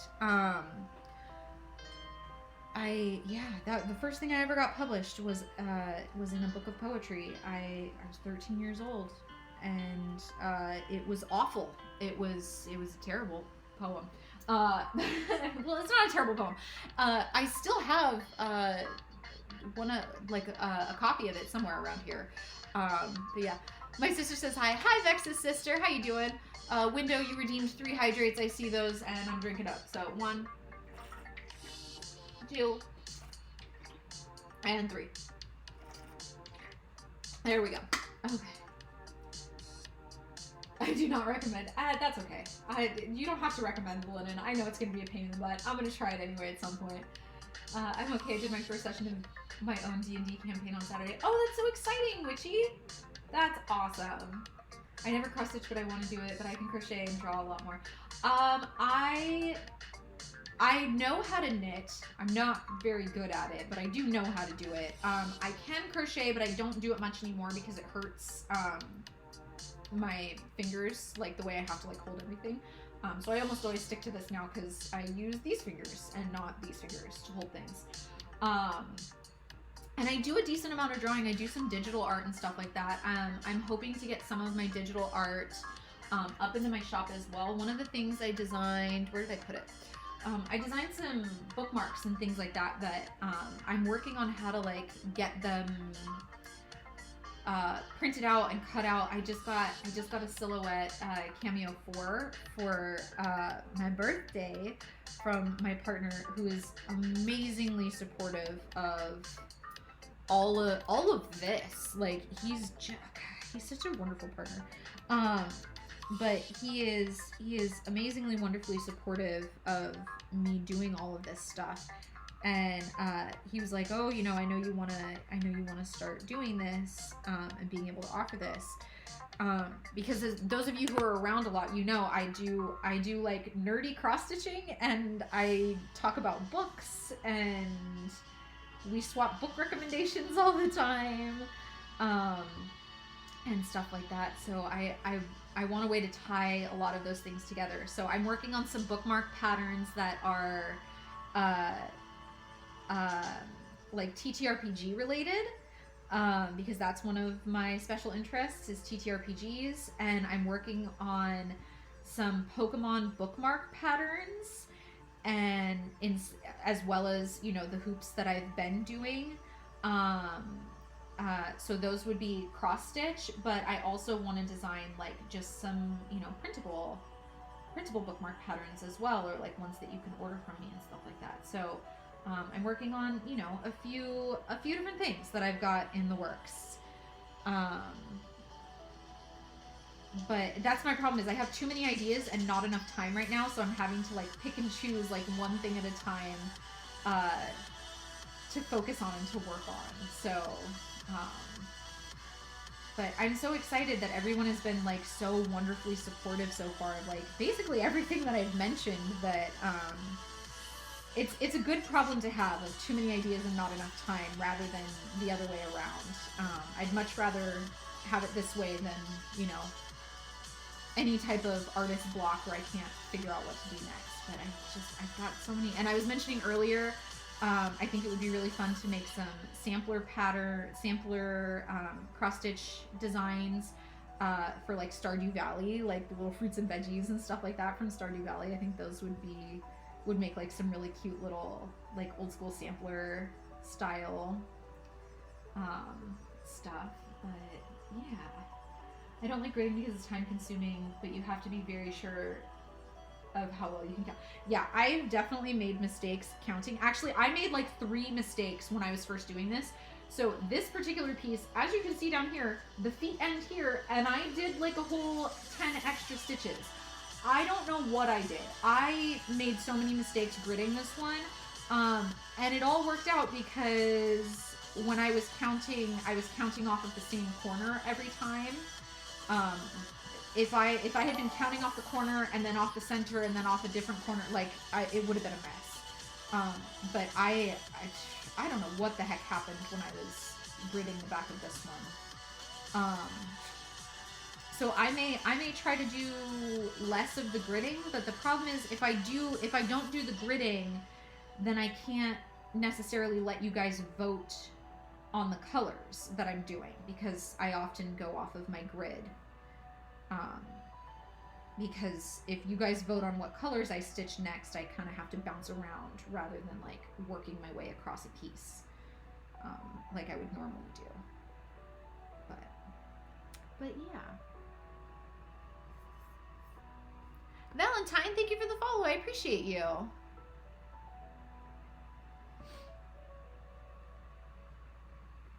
I'm drawing for a webtoon right now. Oh, that's awesome. Really excited for all your upcoming stuff. I am too. I'm so glad you guys are excited too. You may think you can count, but as soon as you start cross-stitching, you find quickly you can't. No, yeah, it's that, and like as you're looking at all these little grids, like your eyes unfocus and they all blend together and you're just like, oh my god. I don't know if that was 10 or 15. Like where did my eyeballs go? They're gone.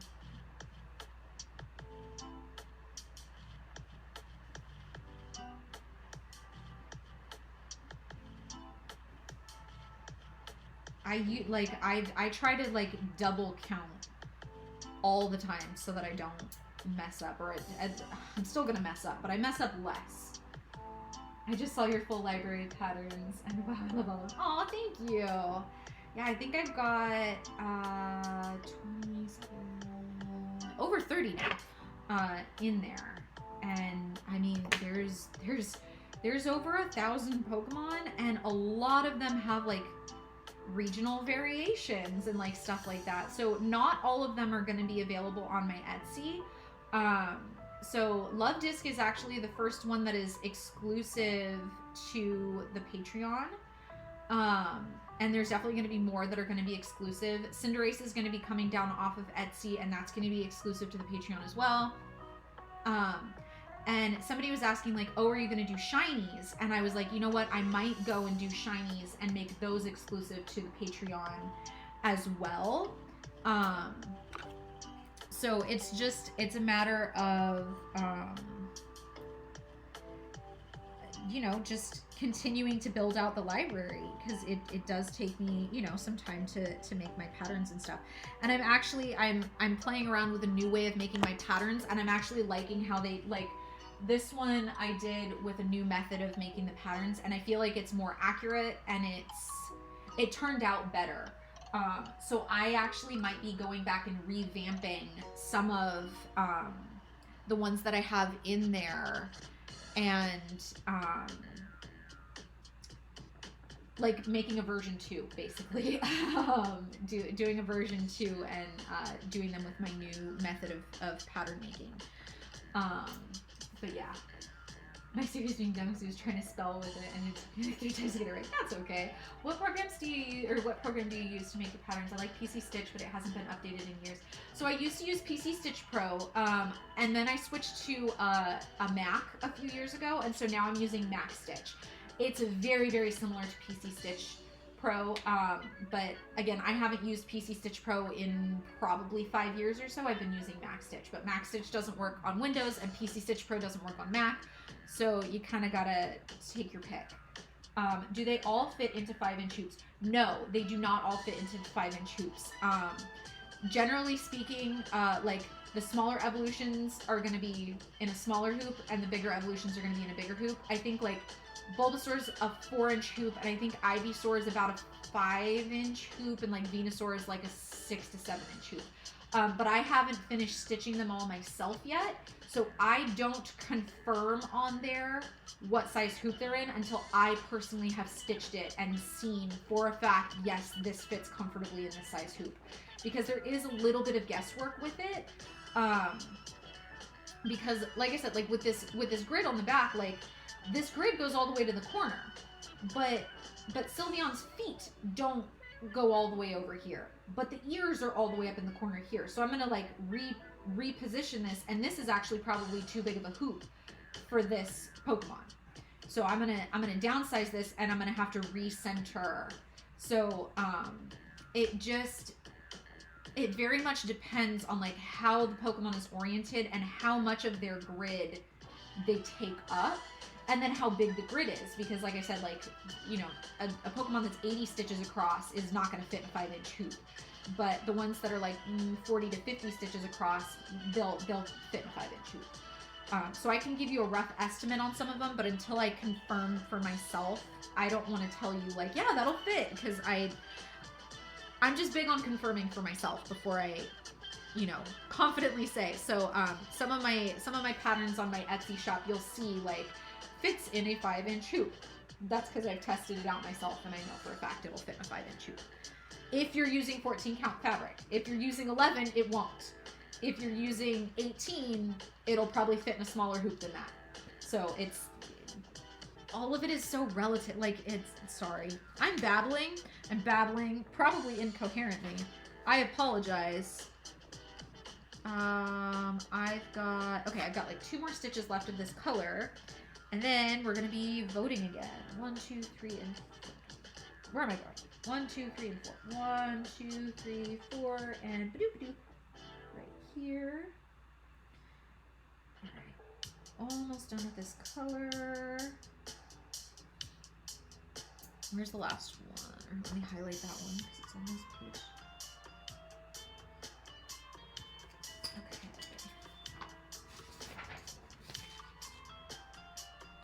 Okay. So I'm gonna do this little pot and come right there.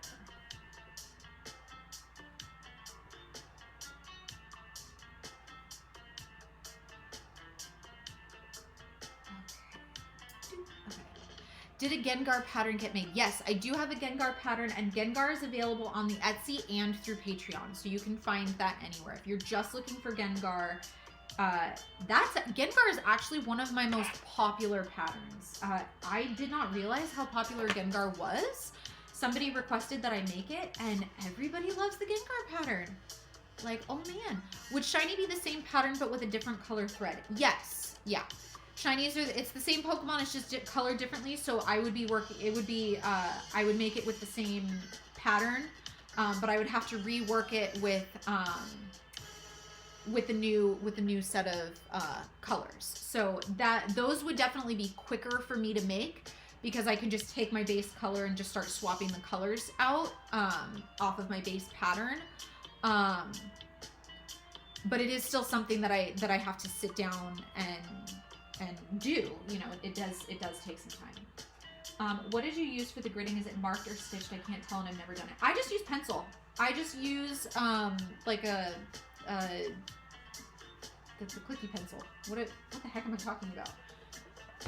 What the heck do you call the pencils with the clicky, with the little piece of lead inside? It's not like a number 2. I mean, you could use a number 2 pencil.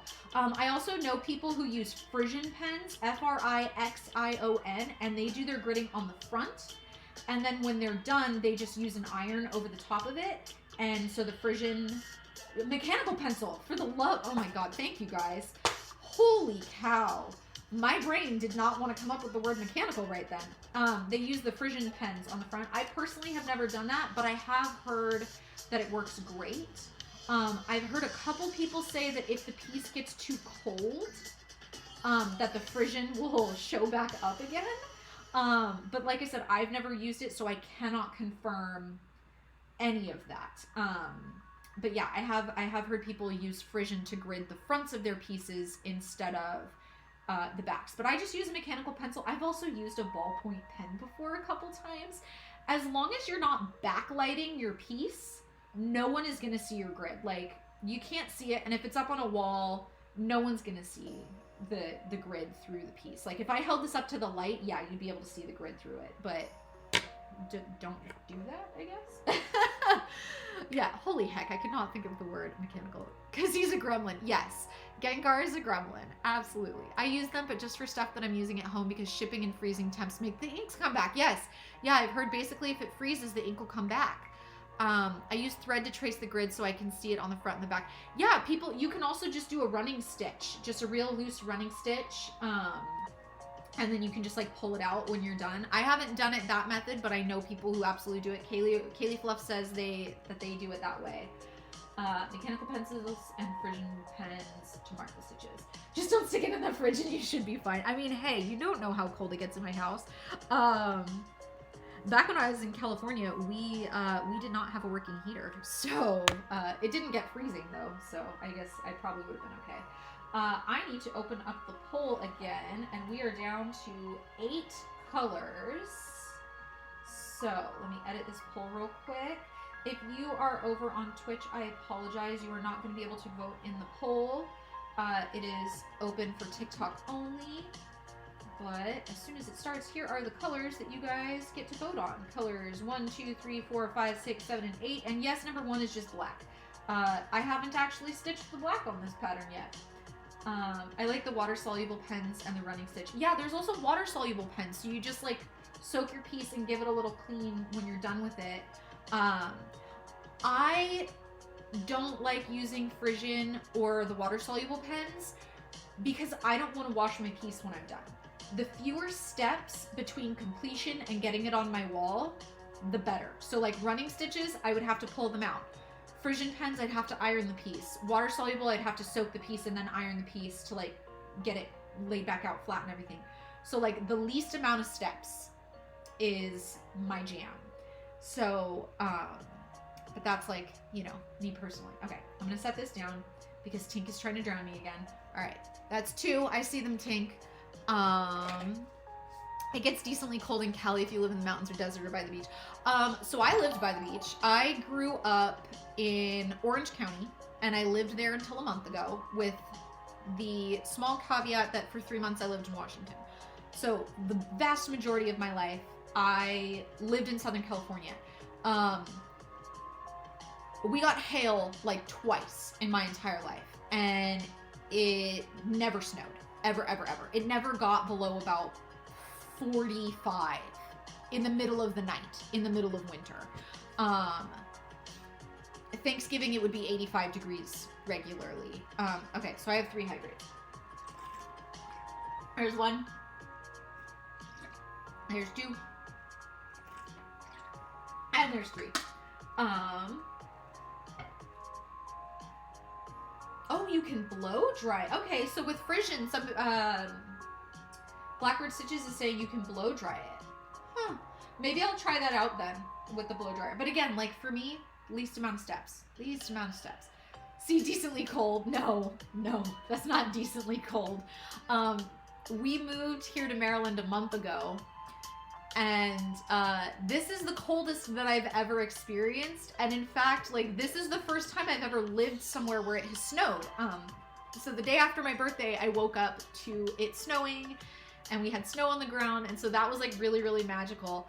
Tahoe was below freezing a couple nights this winter. Yeah, Tahoe can get cold. 2 hours away from where I grew up, the mountains of Big Bear, they get snow every year. They have a wonderful ski resort up there. It really depends on where you're located. Where I lived in Orange County, you don't get snow, ever.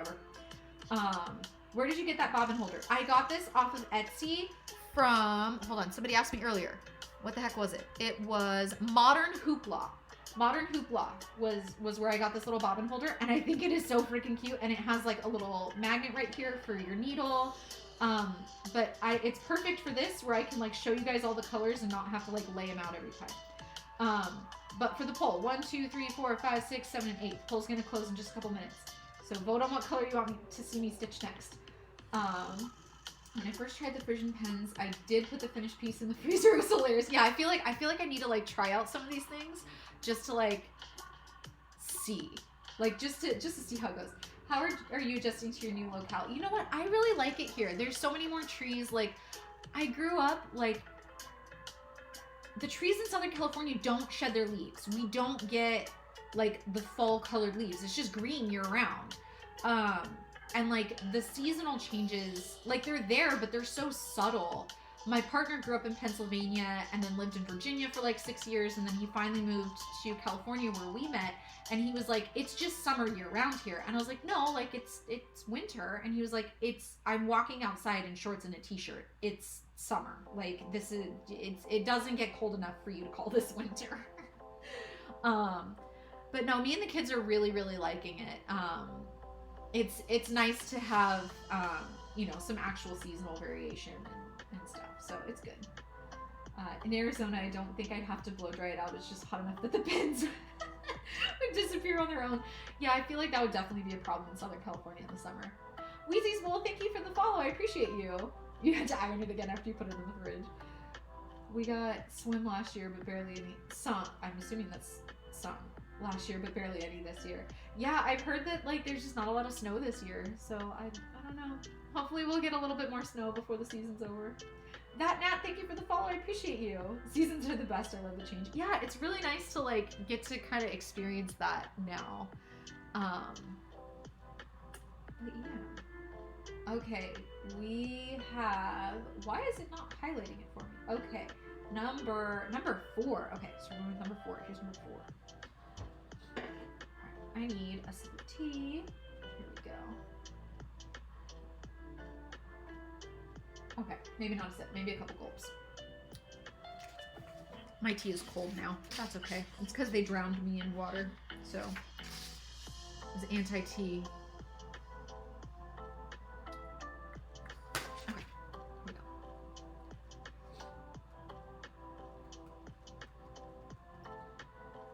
It's going about hot this week, and I'm going to. It's going to be hot this week. We got some rain today, actually, which, for here is not a big deal, but living in Southern California, anytime it rains is, magical because it's a constant drought there. So for me, I'm like, I'm just adjusting to rain. Like the snow, like I said, we've only had the one day of snow, and Got over 4 feet of snow. Oh my gosh. Yeah, I don't even think we got like an inch of snow here the day that it snowed. And it didn't even like stick to the streets. Like there was snow on the grass and stuff, but like everything else, nothing stuck, which I didn't know that that could happen. I didn't realize that like I sound so weird, but like I've never lived somewhere that snowed, so I didn't know that like it could be cold enough to snow and have it stick to the ground but not stick to the street. So I was like, we don't have a snow shovel, and we don't like, are they gonna plow the street?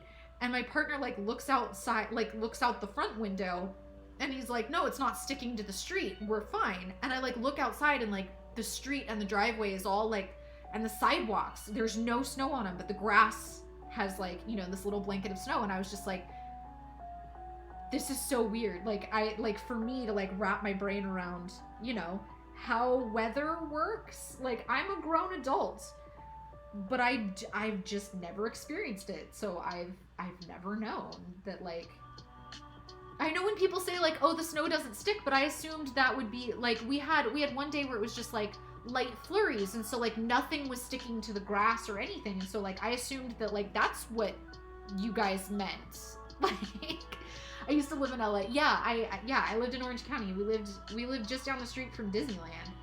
And you don't get snow there. It doesn't happen. Be careful of black ice. Yes, that is what I've heard. So far I have not had to drive outside really below freezing temperatures. And luckily, you know, I work from home. My partner predominantly works from home. So there's a pretty good likelihood that we won't really need to go outside when it snows, unless, you know, we run out of something really important. And where we moved to, we actually, I don't think we get a ton of snow here. It's just, you know, a few days here and there a year, which I think will be good for me and the kids to adjust to be adjusting to this weather and everything, without like, you know, getting 7 feet of snow a year, and you know, dealing with blizzards. I mean, we'll get blizzards every once in a while, but it's, you know, not going to be an every year type of thing. So it'll be baby steps, baby steps. It's been real mild this year. Yeah, that's what everyone's been saying. Hi, Glenn. Hello. Welcome.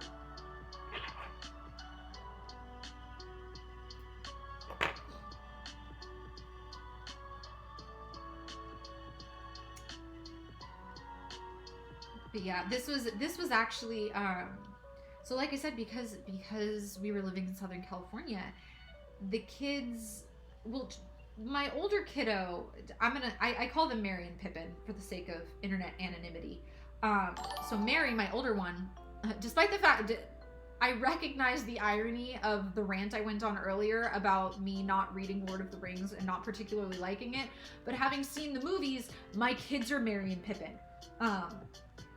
So Mary, my older one, she had been in the snow a couple times when she was a baby, so she doesn't remember it.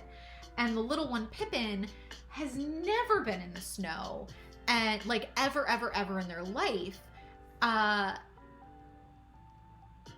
Michaelers, thank you for the follow. I appreciate you. And Stormy Girl Stitches, thank you for the follow. I appreciate you too. I missed that earlier. I'm sorry. So yeah, the little one had never been in the snow, and the big one didn't, you know, obviously didn't remember ever having been in the snow. So, you know, last week when we had that snow just after my birthday, it was such a like magical little special moment for all of us to like run out in the backyard and pelt each other with snowballs for a few minutes, and then, you know, come inside and have our day, and you know, because I homeschool the kids and stuff. So but yeah, it was just really special. Like, they got to experience their first snow with us, and like, it was just, I don't know, it was just so good. It was just like the perfect amount. Make a couple snowballs, run back inside once our hands are frozen solid. 1, 2, 3, 4, 1, 2, 1, 2, 3, 4. should be lined up with that and that. There we go, perfect.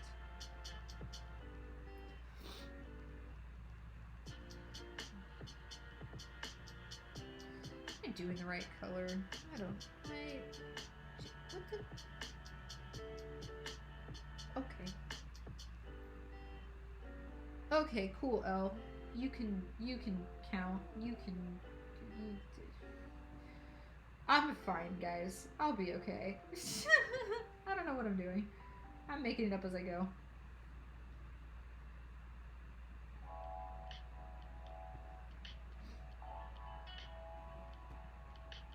For Gengar and Pikachu, do you know how big of hoop should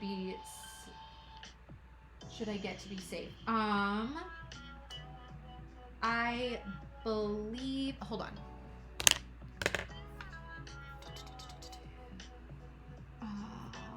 Let me see how big they are. Open. Oh, go away.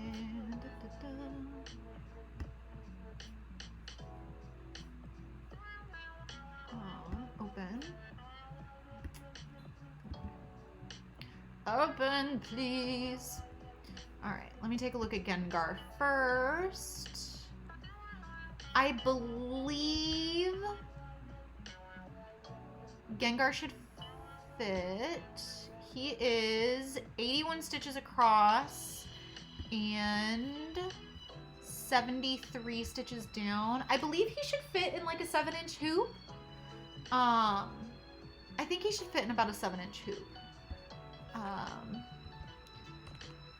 83, or I'm sorry, I said 81 by 73. Calculate. Yeah, he should fit in a 7-inch hoop. He could fit in a 6-inch hoop, but I think he'd be a little squishy. I think a 7-inch would be comfy for him.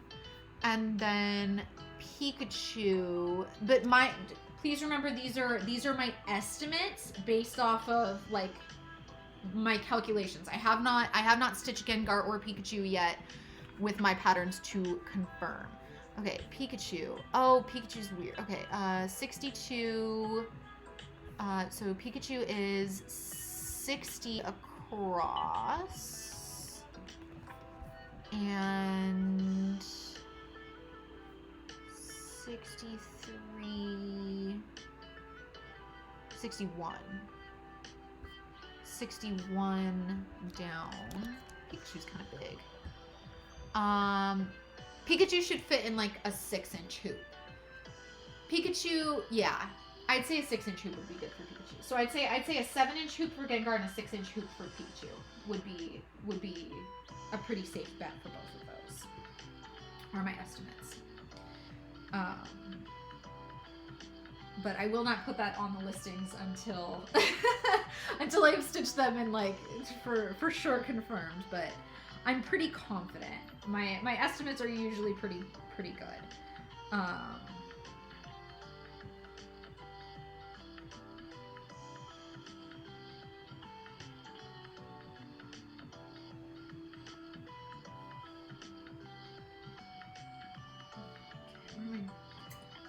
Gotta highlight.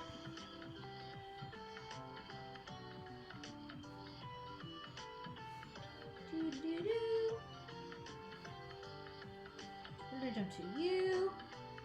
The little nose. This little nose right there in the middle. This looks really creepy right now. This with the nose and like the weird little like it looks like a little smiley face down here. Sylveon's giving me a little bit creeper vibes at the moment. I'm gonna need to fix this. I don't like clowns, and it's reading a little bit clownish to me for some reason. Maybe it's just me. And I know as I stitch more, it will get better. But it's just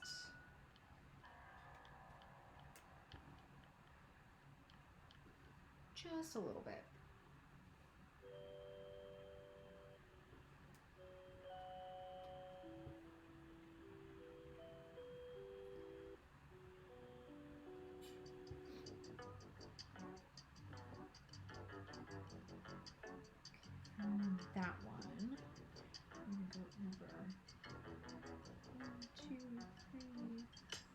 4. 1, 2, 3, 4. Is that right? Yes.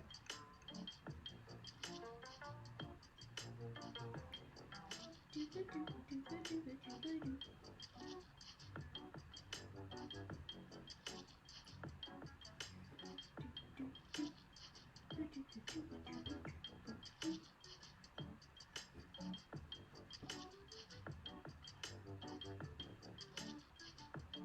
That's what I should add.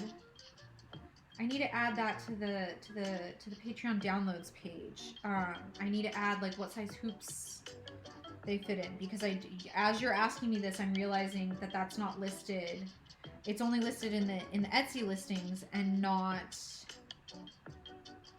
where the Patreons can see it. I need to make a note of that to myself.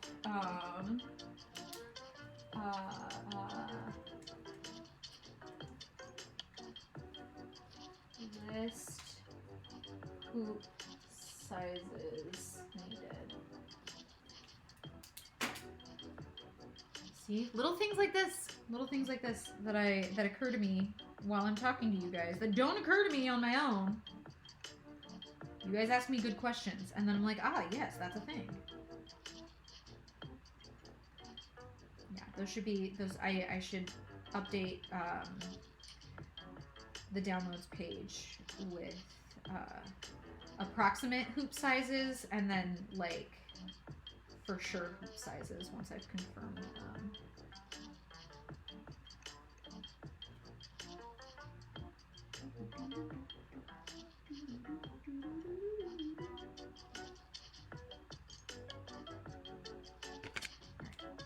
More highlights. Did I do those? I did do those. Okay.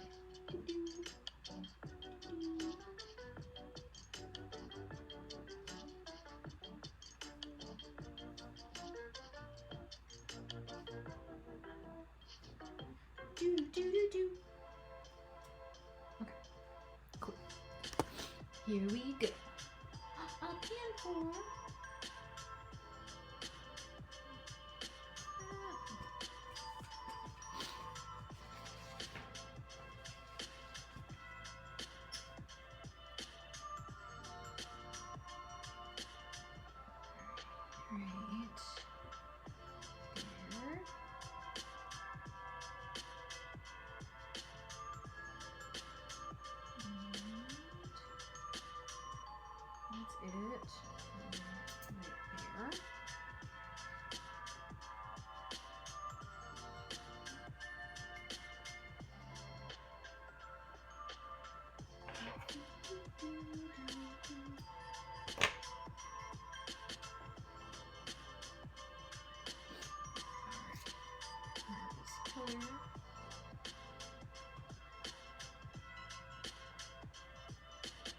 I'm a bad influence. I stitch with much longer pieces of thread than you should.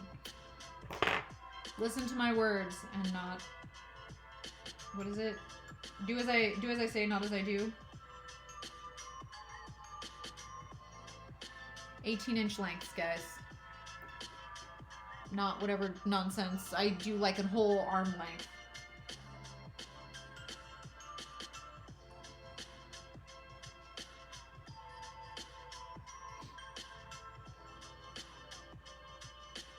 I heard that saying so much as a kid.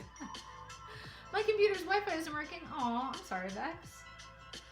Weren't you having trouble with it the other day, too?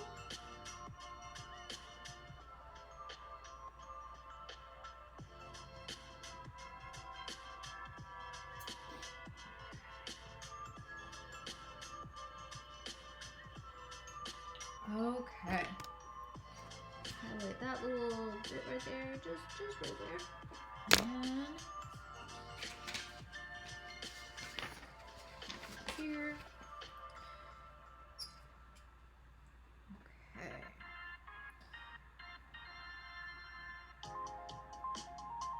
Way over here at the end of the scarf.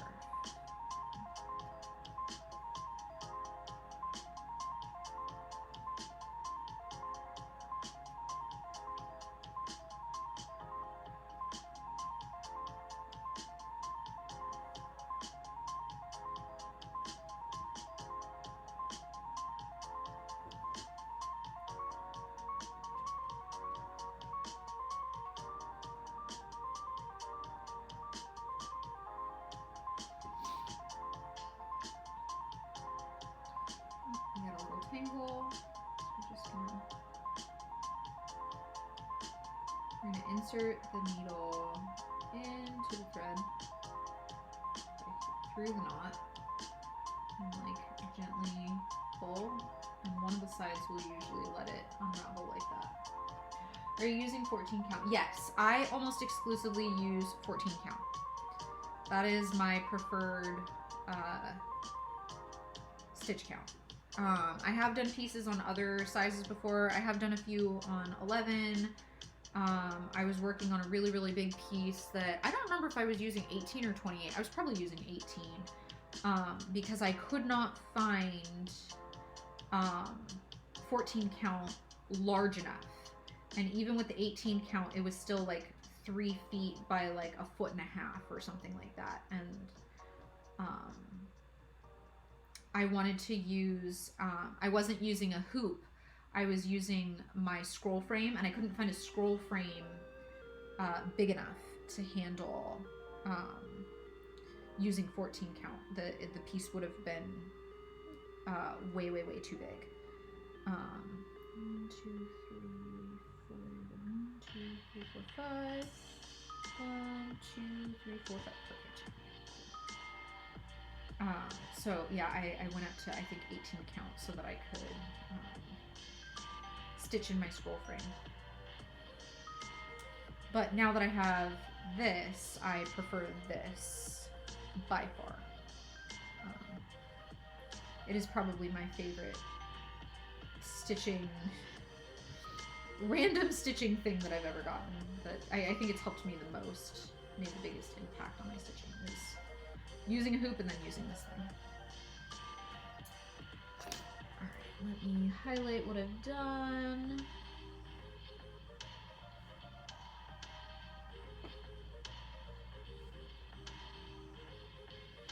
Is there anything I'm missing? Yes. From there, we're now going to jump down. From there, we're jumping down to here, and then from there, is it 2 spaces? And then we stitch? Yes, 2 spaces and then we stitch.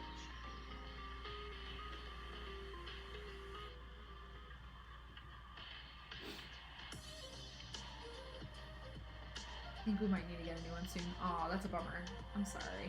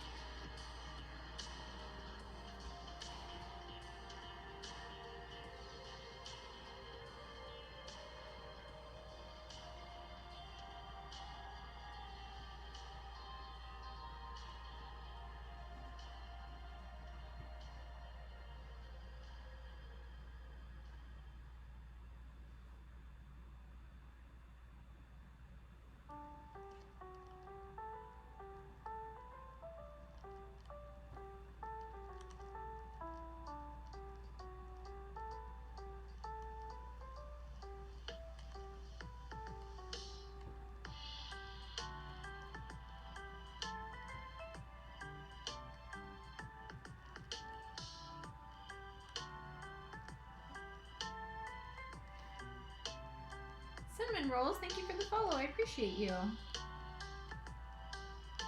Loomy. Hello, how you doing?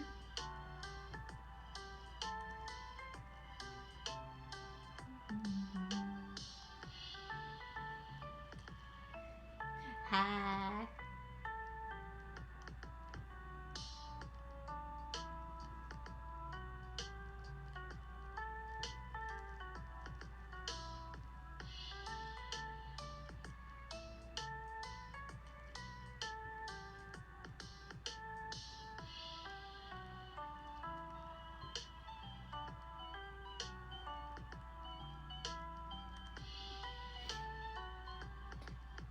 Good. I'm doing good. I spent the weekend up in Pennsylvania visiting with Brian's family for the first time. I had not met his parents. I met one of his sisters this weekend. I'm going to meet the other one next weekend. And we took the pets and we took the kids, and it was a whole, a whole lot of us up there for the weekend. So it was actually really, really nice. I was nervous because I'm not ASMR. I'm not the girl that usually makes a good first impression. But apparently I didn't do too badly. They don't hate me, so that's good, I guess.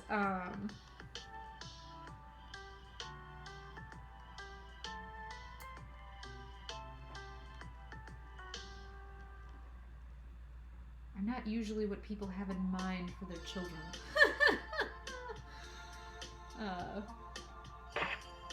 But I think I did okay. I think I did okay. And my kids, of course, had a blast because now they have, more grandparents to just spoil them rotten. So they're very excited to have more grandparents. Okay, we're gonna do another poll for those of you on TikTok. Here we go. We'll start it in just a second. Hold on.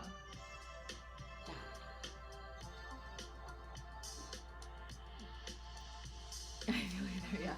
Have the Chaos Kittens gotten a treat today? Yes, you missed it. Nana redeemed all 3 of them right in a row within 5 minutes of the stream starting. Why is the poll thing not popping up? It's like taking its sweet time. So yeah, Nana redeemed all 3 of them like immediately. So if you watch the replay, it's very much at the beginning of the stream. I fed the babies because they deserve it. So yeah, they're all like curled up. The baby stole the dog's bed. So she's curled up in the blanket next to the bed while the babies are curled up in the bed. As the babies do. Stars them. I have the torn up cat food bag to prove it. Oh my goodness. So rude. So rude of you to assume. What am I doing? I am taking up 1, 2, 3, 4, 5, 6, 7. Okay, yes. We are doing these colors. 1, 2, 3, 4, 5, 6, and 7. If you would like to go into the poll and pick what color you would like to see me stitching next. The right Jerome, thank you for sharing the live. I really appreciate that. So yeah, 1, 2, 3, 4, 5, 6, and 7. And this is just plain black because I still haven't stitched the black for this one yet. And that's okay. What are we doing?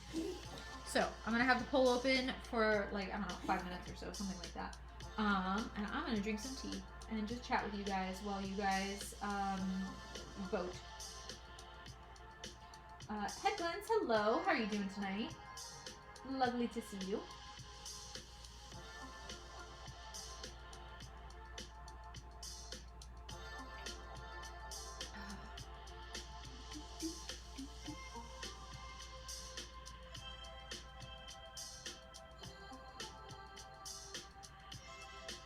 But yeah, Lumi, not only did the babies get all of their treats up front I have also been nearly drowned by Tink. So you can thank Tink for me nearly finishing off my water bottle already. Cause chaos. Which one is 7? It's this one back here. It's like a dusty bluey color. So we've got black. We've got another really like light pale purple. We've got like a dusty pink color. We've got a gray. We've got like a purple, like a dusty purple color almost. This is a slightly lighter dusty pink. Oh no! Oh no! 7 jumped overboard. 7, come back! Where did you go? Hold on. I have to retrieve it. It fell on my foot. I can't see it. Where did you go? Uh-oh. I lost it. I lost it. Hi, I hope you had a good day. I did! I hope you had a good day too. Ah! Ah! Where did it go? I think it just, like, disappeared into another dimension. What the heck?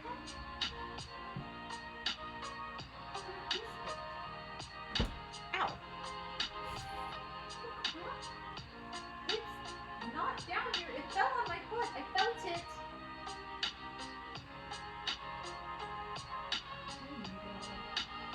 You know what's bad when you have to take off your glasses to see? Oh my gosh, it skittered like all the way under the table. Good gracious. Okay, I found it. I did. That's number 7. Dusty blue. It tried to run away. And it nearly succeeded. It almost won. Okay. There we go. Oh man, there goes Magic Face. It 100% tried to run away from me. It does not want to be chosen. So...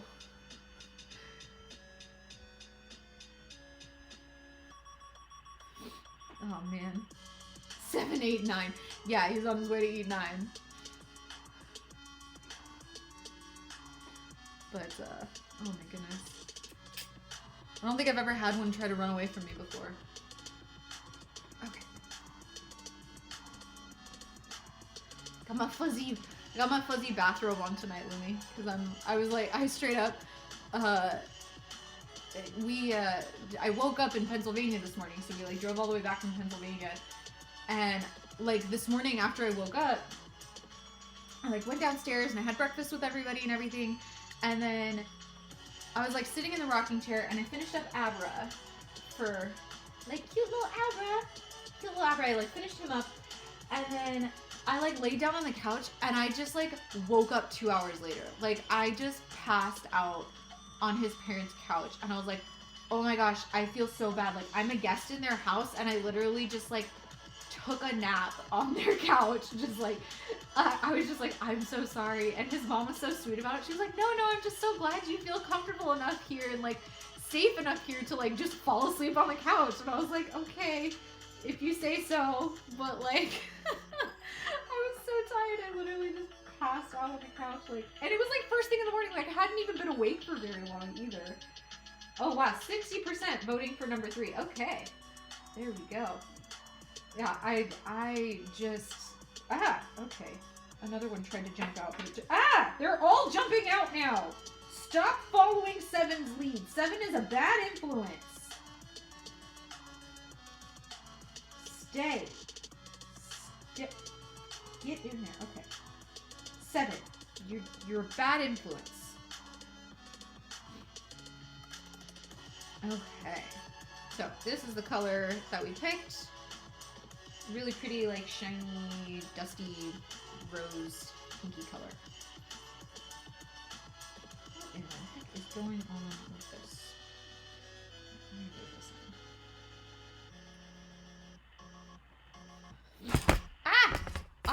I am just knocking things over at this point. I am chaos incarnate.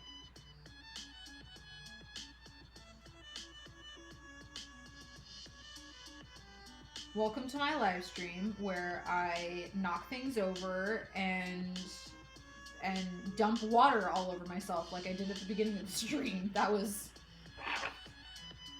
like right down my shirt, guys. Like it was cold, let me tell you. It was really cold. Anyone who thinks that I have my life together, like even a little bit, just you're wrong. Hey kitten, can you not scratch your nails on my chair? Little miss. That's not how you get my attention. Okay, don't jump in my teacup either. You gonna go hang out on my dresser again? Cool. That's Wednesday, for those of you who can see her. Don't scold my little 7-year-old boy. I'm sorry. I don't currently have a 7-year-old. I have a 6 and an 8-year-old. I will have a 7-year-old again very soon though. A couple more months. Okay. What? I don't even know what color am I using? What symbol am I using? I'm making life up as I go along. I'm convinced that that's what we all do. We are all just making this crap up as we go. Anyone who says that they have their life together, I just don't believe them. I don't think it's possible. I think we're all just role-playing as adults. How do I battle? I have no idea. I have no idea how the game works. Somebody said, hey, you should put this extension on here so we can play. Hi, Wednesday. You're staring very intently at the screen. Can you see yourself on the screen? Is that what's happening right now? I don't know if you guys can see her, but she is just... If you're on TikTok, you can't see her. But if you're on the other one, this is her. Hi. You wake up from your nap and you're just gonna freaking lurk on my dresser behind me like a creeper? Just don't blow up like a Minecraft creeper, okay? That would be appreciated. I had COVID for 5 days and I'm losing my marbles. Oh, I'm sorry. I hope you feel better soon.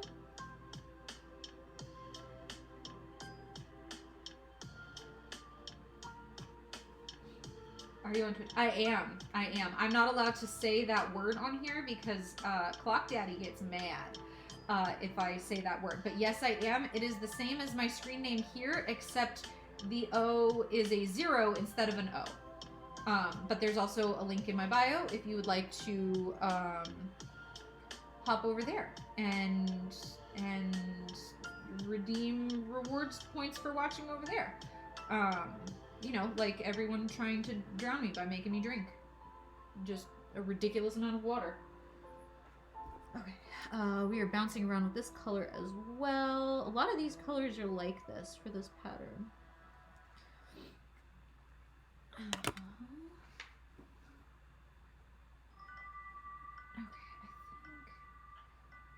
Is it that one? That one's also this color.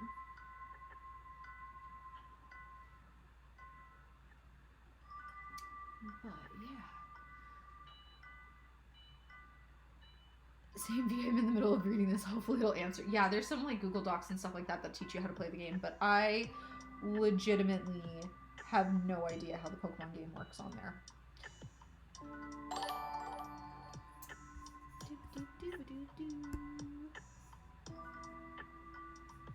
Peachy Key, thank you for the follow. I appreciate you.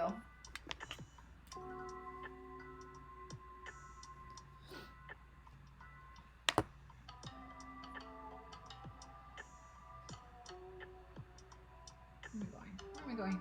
Over here. Roar. Hi, Void. You're just gonna sit there and like stare at me all creepy like all evening?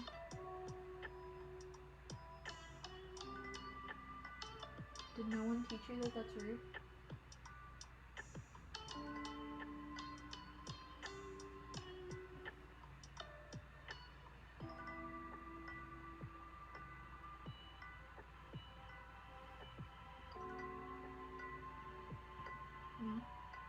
No one taught you that's rude?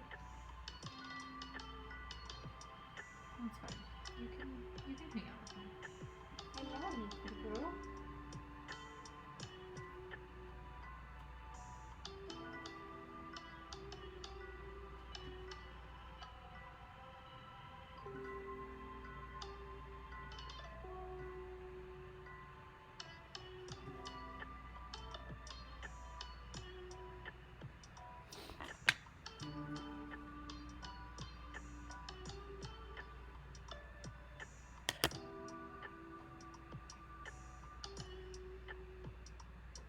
I'm bring everything to over here.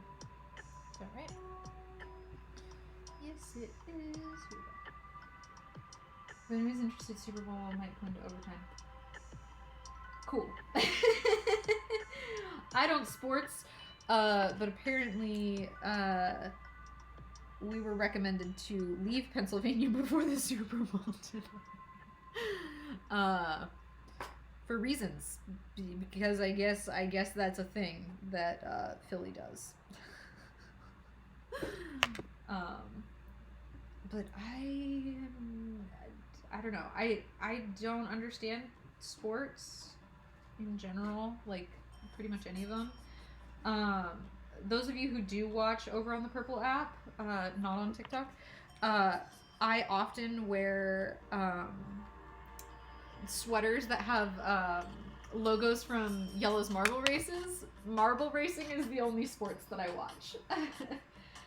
Do you have a completed piece with felt cloth attached at the back? I do. Let me find out where I set it. Hold on. Yes, I do. And I can show you what it looks like.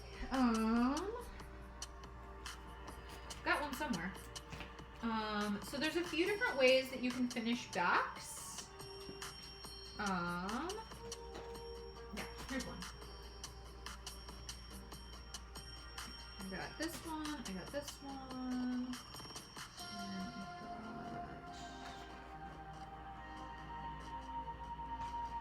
and yeah, there we go. Okay, so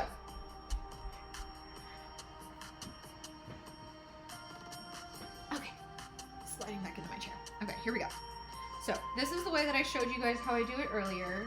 This is like my general go-to method of doing it. Occasionally I will screw up and I will not give enough like extra on the edges, in which case I trim the edges super short, and then I use E6000 and not hot glue, but E6000 super glue it to the frame, and that way these little edges don't fray. But this does not look pretty, so this is not my preferred method. I only do it if I have to. But I mean, it's permanent, it's not going anywhere. But then if you do the stitching method and you want to do the felt on the back, this is kind of what that looks like. So like you can see the little dumpling folded edges, and then I cut the circle to about the same size. This is a really big piece. Charizard is huge. I think it's like an 8-inch hoop, something like that. 7 or 8-inch hoop, something like that. But yeah, I just like hot glue. I do like a little bit of hot glue at a time, and I just like lay the circle down around the edges. I hot glue it straight to this. So those are the 3 methods that I tend to use to finish off the backs of pieces. So this one was originally, someone was going to buy this piece from me, which is why I finished it off this way. And then they ended up backing out and not buying the piece. So I have it and it's finished. Yeah. So now I can use it as my example piece for what the back of a piece looks like when you finish it off that way. But yeah, that makes it, that's what I recommend if anyone is self-conscious about what the back of their piece looks like, because I know some people are, and they're like, oh, I don't want anyone to see the back of my piece, or like it's sloppy, or like it's got knots, or like whatever the reason is. I always recommend just put the piece of felt on the back, and then no one's ever going to see the back of that piece. Even if they try and like take it down off the wall and be like, aha, I'm just going to like sneak it down and like take a look at it. No, you can't. You can't see the back of my piece. You'll never know. Haha.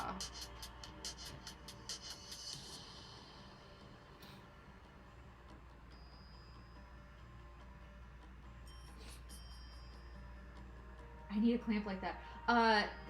There's a link to this in my bio. It's the Loops and Threads craft stand from Michaels. Use one of their like 40 to 50% off coupons, like for sure on it. But I freaking love it. And I love that it just flips, so you can like work on the back side and the front side, or like whatever you need to do. I guess a lot of craft stands don't flip or don't flip easily. My shoulders always hurt if I stitch too long. Yeah, I used to get like cramps. Like it's the same reason I stopped crocheting, is it would get all tight, these muscles here, from like holding on to the edge of the hoop all the time. And so I wouldn't be able to stitch for very long. But since I got this, it's been a game changer. I can literally stitch for hours now and not have any issues. So yeah, definitely 10 out of 10 recommend the craft stand.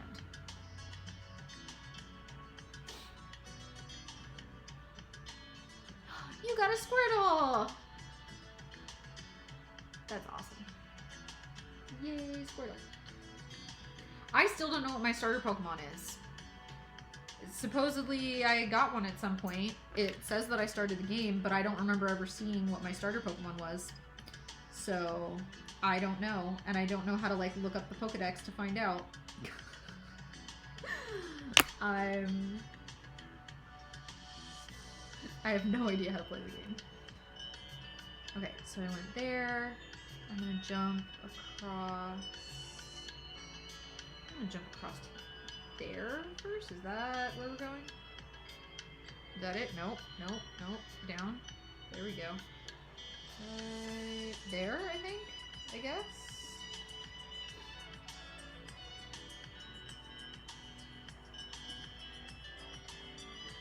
I'm like bouncing all over the place on this pattern. This is not going to be the cleanest back I've ever made.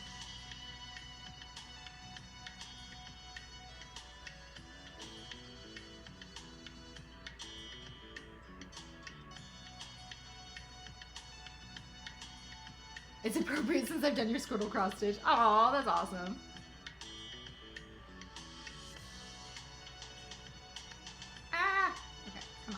Give me my thread. No, you may not tangle into a knot. Stop it. Bad thread.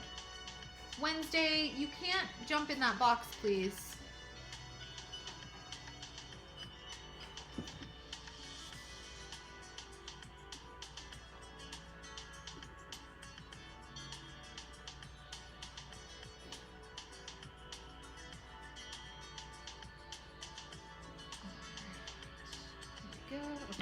Let me highlight these before I lose track.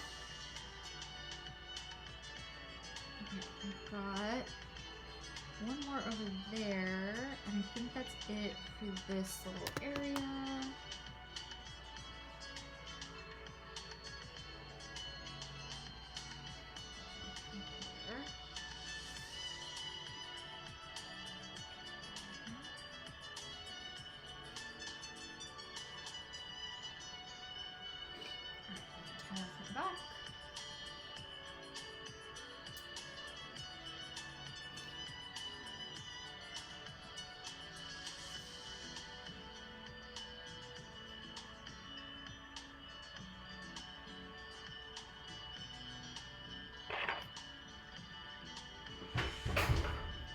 Wednesday. Get out of there.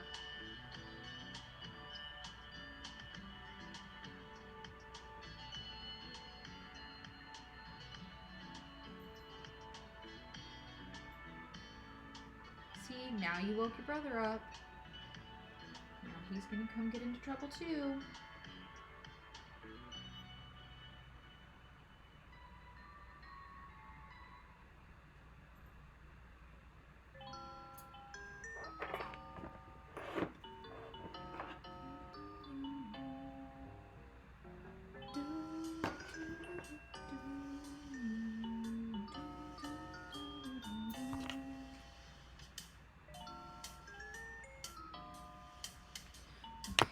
Where does this color pop up next?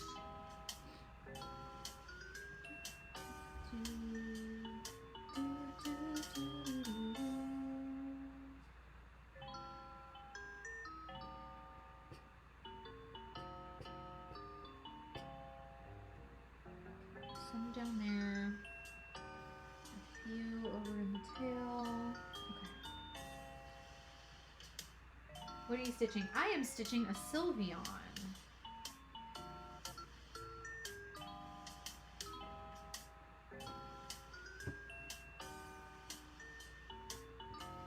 Just saw your yearbook post. I'm so sorry. I'm not diagnosed myself, so I kind of understand. You know what? It's okay. It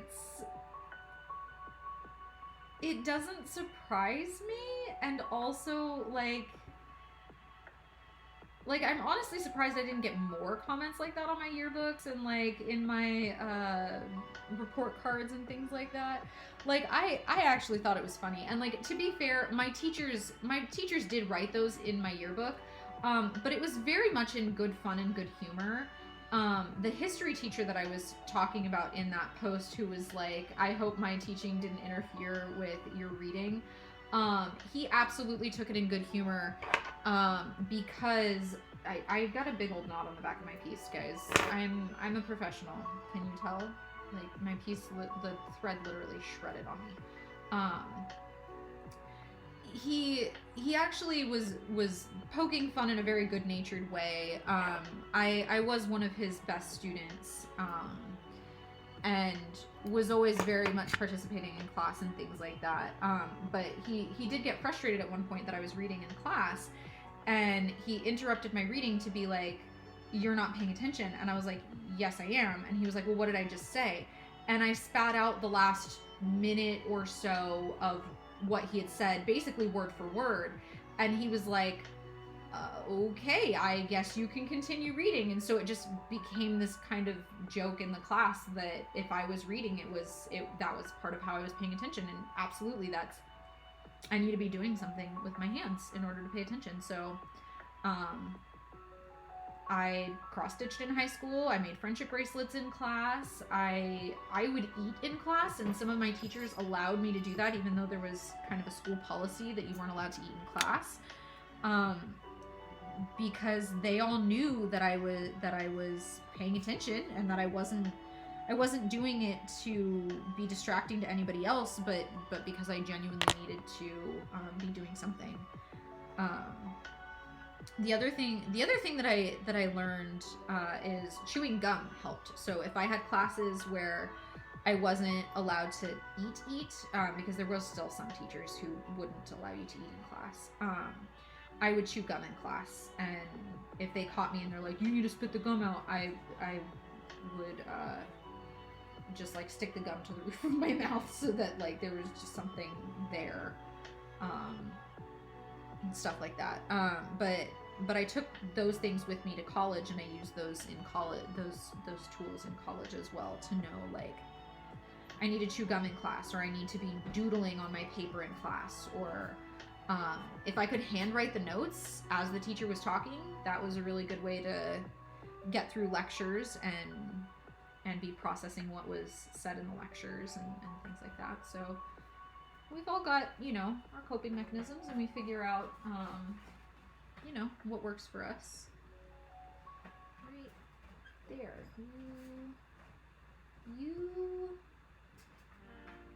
Why are you doing this? Where are you coming from? There's like a little piece of black fluff coming through right there. That one. There we go. Oops, there we go. Hold on. Okay. But yeah, if you can figure out coping mechanisms that work for you, like,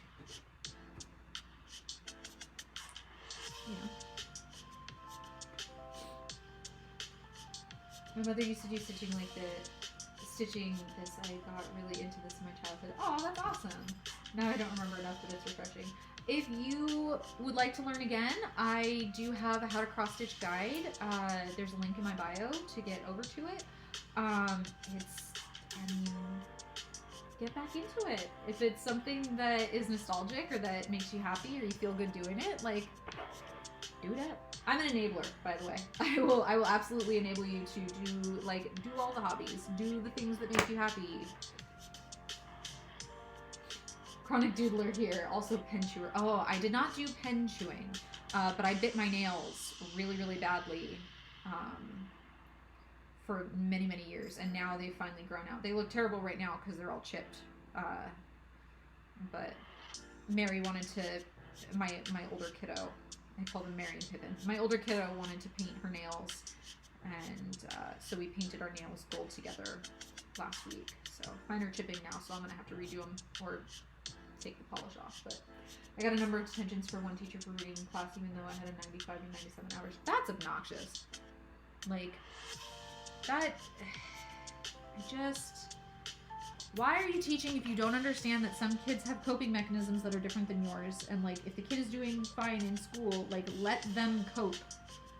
Let them cope the way they need to cope. It's not that difficult. Just because it's not how you learn doesn't mean that nobody learns that way.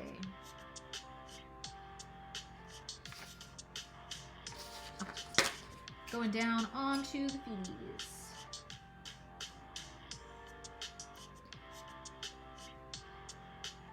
I'm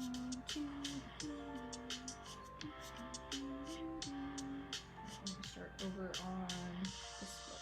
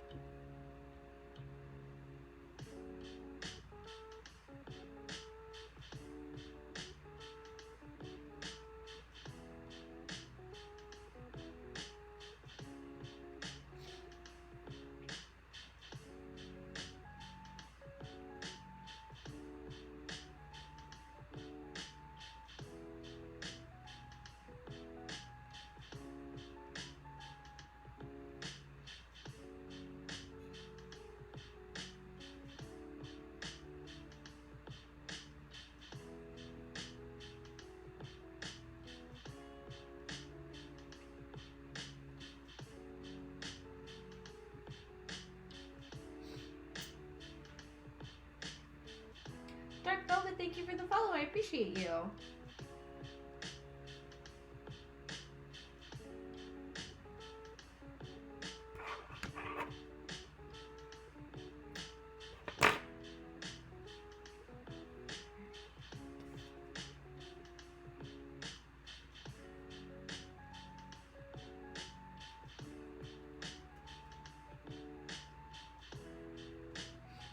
Did I just see D&D in your bio with LGBTQ?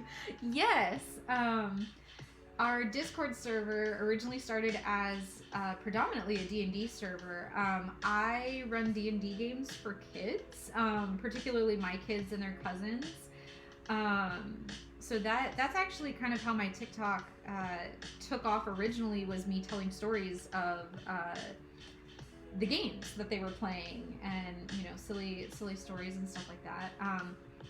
I'm a member of the LGBTQ community, as is one of my kiddos, and as are many of my loved ones, and yeah, and I cross stitch, and I am spiritual / witchy adjacent. I don't really describe myself as a witch, but sort of. Like, I guess a lot of people would describe kind of the stuff that I do as witchy. I describe it more as spiritual, and I identify as a druid. But yeah, I mesh all of that together somehow on here, and also I talk a lot about like books that I read, and I don't know, just whatever pops into my brain. I will go off on tangents. Absolutely.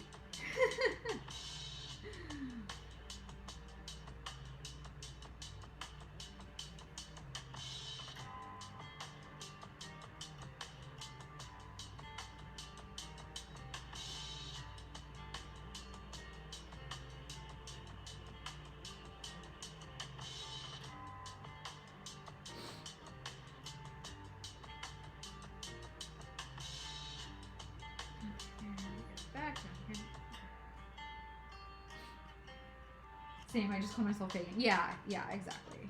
I don't really do deity work. I've thought about like getting into some of it. I feel like I'll probably get there eventually, but I tend to not call myself pagan because a lot of people assume pagan equals polytheist, and that it doesn't. Pagan means not Christian. This is basically all that means. But Aw, a little. But yeah, so kind of narrowing it down and calling it druid, saying I follow druidism, even though that is also an umbrella term. People seem to get it a little better. Maybe, I don't know, maybe they don't.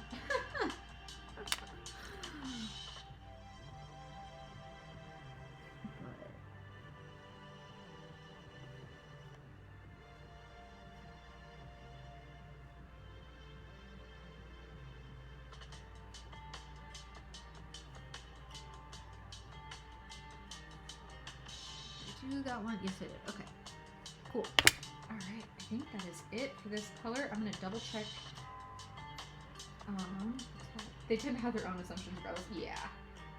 I only know what Druidism does because of D&D. So Druidism is not the same as it is in D&D. Druidism as a spirituality has to do with being in tune with nature, following the will of the year, but Druidism itself is still a very umbrella term. There are atheists that identify as Druid, there are polytheists who identify as Druid, there are monotheists who identify as Druid, there are Christians who identify as Druid. It's still very much a umbrella term for, you know, not following strict Christianity, or following Christianity with a little extra spiritualism thrown in there, that kind of thing. So there's a lot of ways to go about it. But it's very, what I like about Druidism is it's very much a choose your own adventure type of belief system. So, hold on, let me double check and make sure we covered all of that color, which I'm pretty sure we did. And then,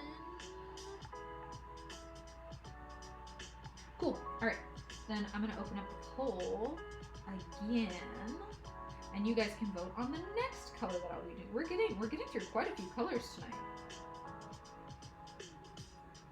All right, we're gonna pull that one. We're gonna hit start, and here we go. We got 6 colors to vote on. So we've got 1, 2, 3, 4, 5, 6. So this is black. This is like a light purpley color. This is that dusty blue that tried to run away last time. We've got a gray. We've got kind of, it's like a dark purple. It like almost looks brown in some lights, but it's actually like a dark dusty purple. And then we've got our last dusty pink color. But yeah. I do love cooking, being an Indian, using spices is handy. Every time I hear Druid, I think about the movie Spaceballs. You know what? I still have not seen the movie Spaceballs. I live under a rock, and my knowledge of pop culture stuff is like so limited. Like, I have never seen Godfather. I have never seen Top Gun.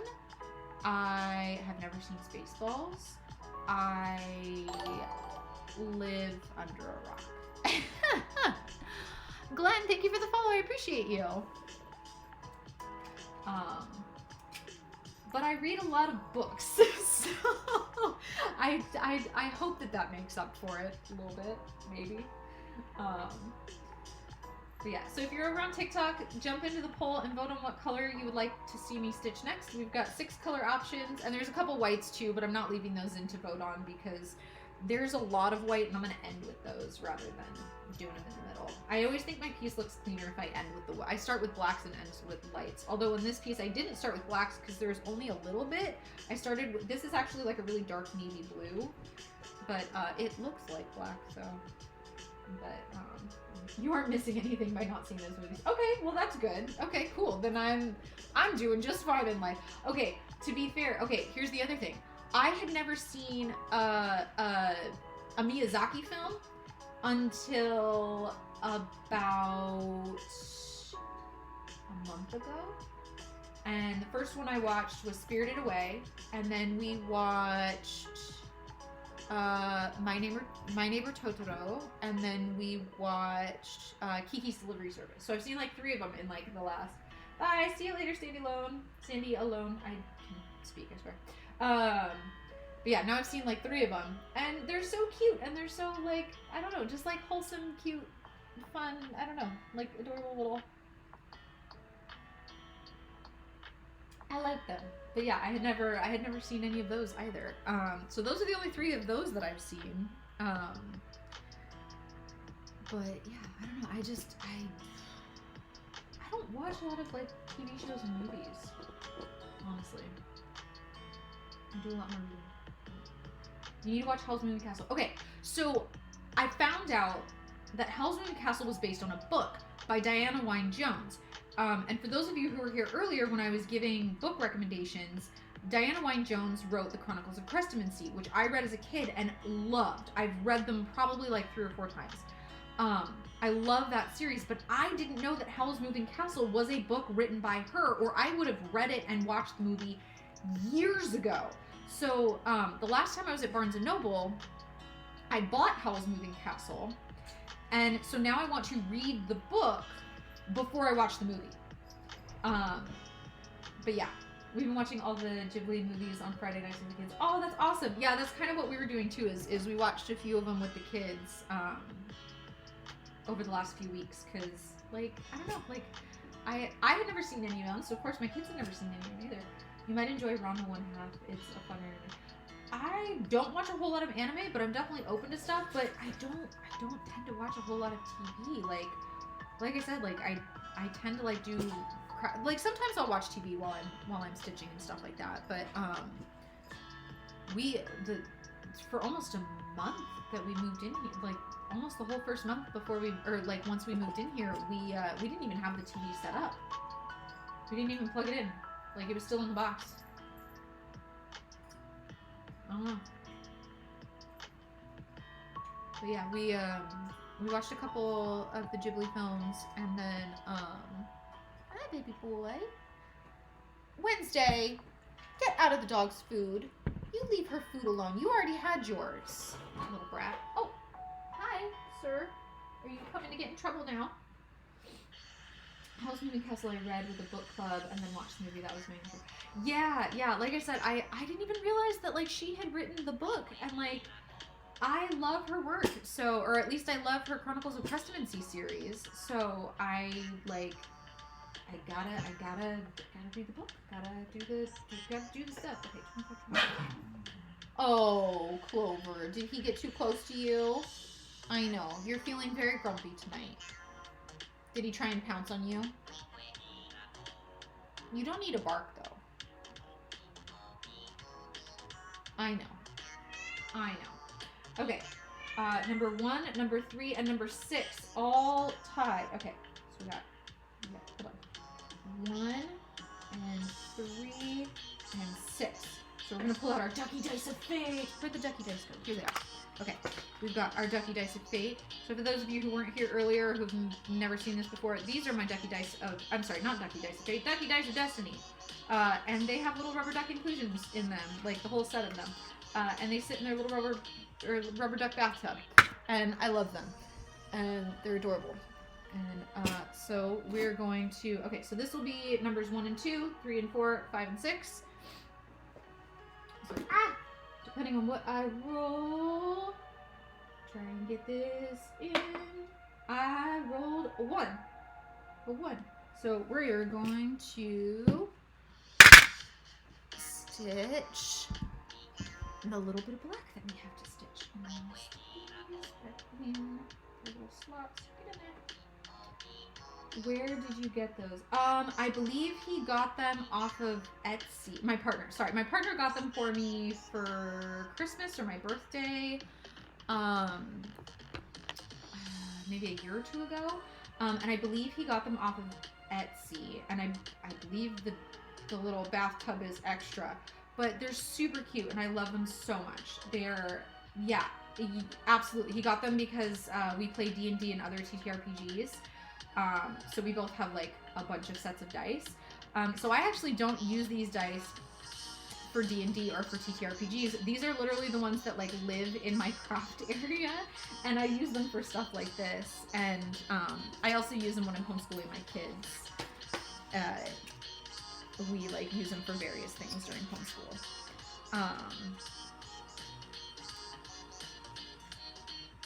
But yeah, but they're super, super, super cute. 10 out of 10. Highly recommend Rubber Ducky Dice.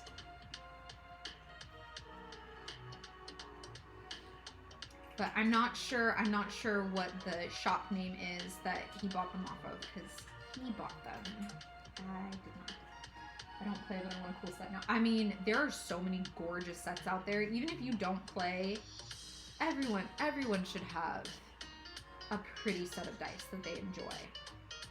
Like I literally have, I call them my purse dice, and they're a set of tiny miniature dice that I keep in my purse. That was my first video that went like sort of semi-viral, and I was showing off my purse dice because I was house sitting and kid sitting for my cousin for a few days. So I was kid sitting her kids, and I had my kids and her pets and my dog. I didn't have the kittens at the time. And the kids found my purse dice, which are these little tiny miniature dice that I have. And then, of course, they were like, why the heck do you have purse dice? And I explained to them that, usually you use dice like that for D&D, but I use them for all kinds of things. I use them to settle arguments between my kids a lot. So if the kids are like, well, I want to do this, no, I want to do that, I'll be like, great, you're evens and you're odds, and we're going to roll a dice, and destiny will decide for you. And so that's kind of why I always have this little set of dice in my purse. But they were like, well, what do you normally use the dice for? And I told them, D&D. And they were like, well, we want to play. And it was at that moment that I realized, because I had this set of purse dice, and because I had like D&D modules and like a player's handbook and everything like on my computer, on my laptop that I had there with me, I had everything that I needed to run a D&D game for them. I could print out character sheets off the internet, and so I ran their first D&D adventure that same day. Or maybe the next day. It might have been the next day. But I ran it that same weekend. And as soon as we were done, they were begging for another session. And then we played another session the next day, and they were begging for another session. And that is how I got the kids into D&D, and how I started DMing games for kids. And we've been playing ever since then. So we play a few different, we've played a few different systems. So we've played D&D 5e, we've played No Thank You Evil. We just started playing Hero Kids, which is super awesome too. I'm really enjoying playing that with the kids. My partner, Little Fish, actually is DMing those ones. But yeah, I don't know, we have so much fun doing, like, that's just one of the things we do as a family, is we play TTRPGs together. But yeah, I definitely recommend that everybody should have a nice set of dice, or a cute set of dice that they like. You can just use them for everything. Sounds like a good fidget for stimming too. Absolutely. Yeah, dice are great for stimming. Even just like having it and just like rolling it around in your hand, or like, stuff like that. You don't even have to like actually roll it like on a table. I mean, you could. I'd probably annoy people if I started doing that. But yeah, they're great for stimming. Just don't put them in your mouth. Just don't put them in your mouth.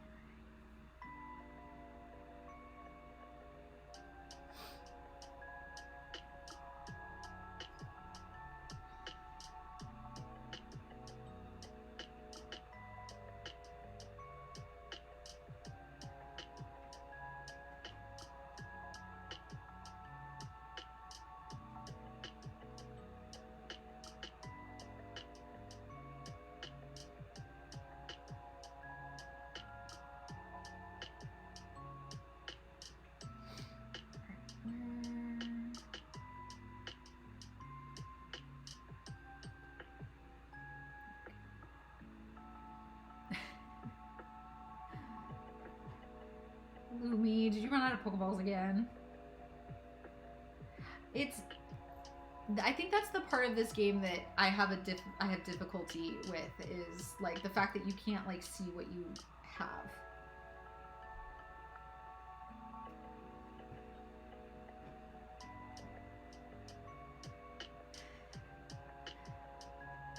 You have to go to the Poke Shop and like purchase more. Oh, you think you have some. Alright, we're just gonna make that jump. I should tie off, but I don't want to. I'm just gonna make a far jump. I don't care today. We're just jumping. It'll be fine. Wednesday. Are you getting into trouble over there? I hope you're making good choices.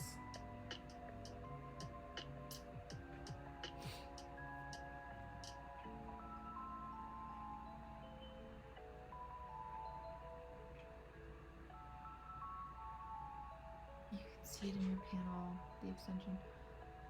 I don't know where to look for it. I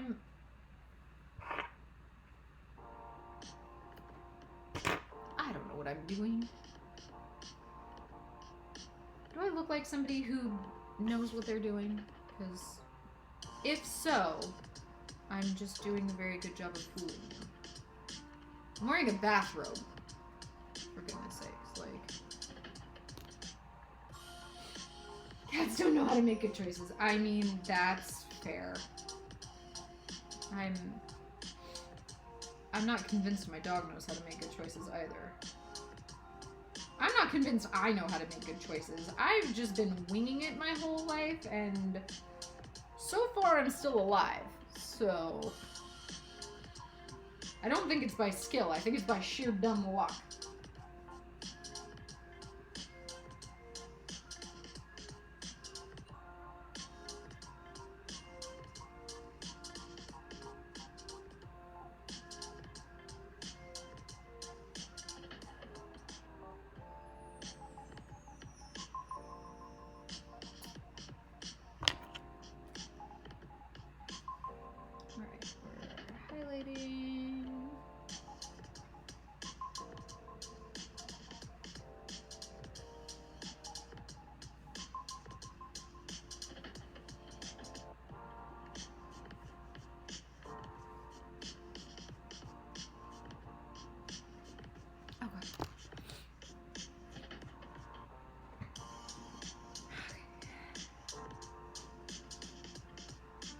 Hello. It went good. The move went good. We made it across the country. We've been here for about a month now. This weekend we went up to visit my partner's parents up in Pennsylvania. So that was actually my first time meeting them, and that went well too. It's just kind of been a crazy month, but settling back into a regular streaming schedule, and yeah. It's been good and crazy and good, you know? Like, it's just kind of in that order. Good and crazy and good. Do you watch anime? No. I honestly don't watch a whole lot of TV at all, really. Every once in a while, me and my partner will binge watch through something. But not often. And honestly, we're thinking about getting rid of Netflix because we just haven't been watching anything. I mean, I think we only set our TV up like a week ago. We were here, I think, like 3 weeks or so before we even bothered to plug the TV in, because we don't watch much and we weren't missing it, you know?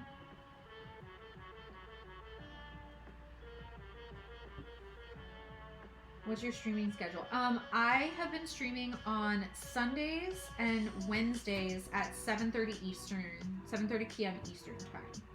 until about 10:30 or so. So this is actually going to be the last color, I think. What time is it? Oh, geez, it's already 10:40. Yeah, this is going to be the last color that I'm going to do tonight. And then I'm going to go get ready for bed because I have to be up on time tomorrow to teach young children.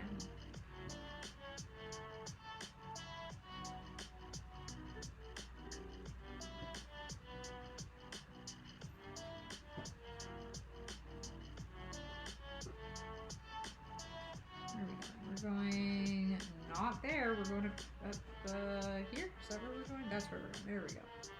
That's a better choice. Better choice, though. Better choice.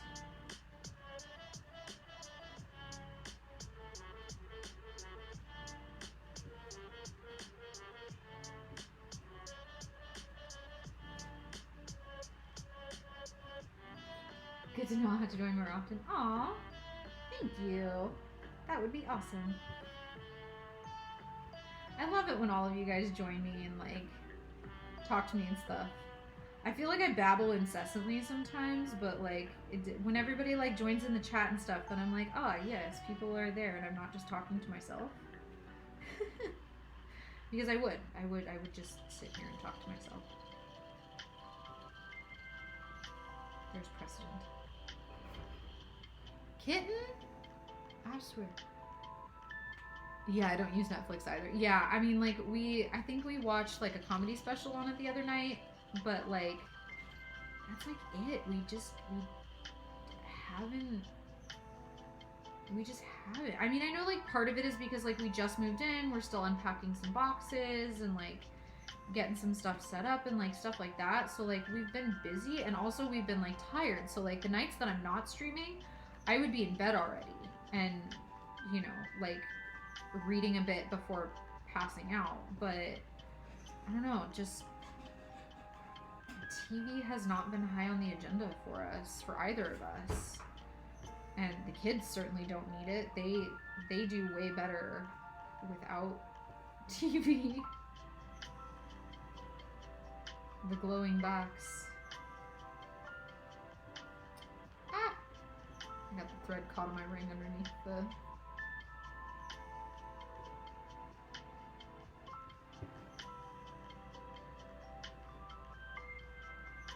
I didn't even finish that sentence. I don't even know. Words are failing me right now. I'm...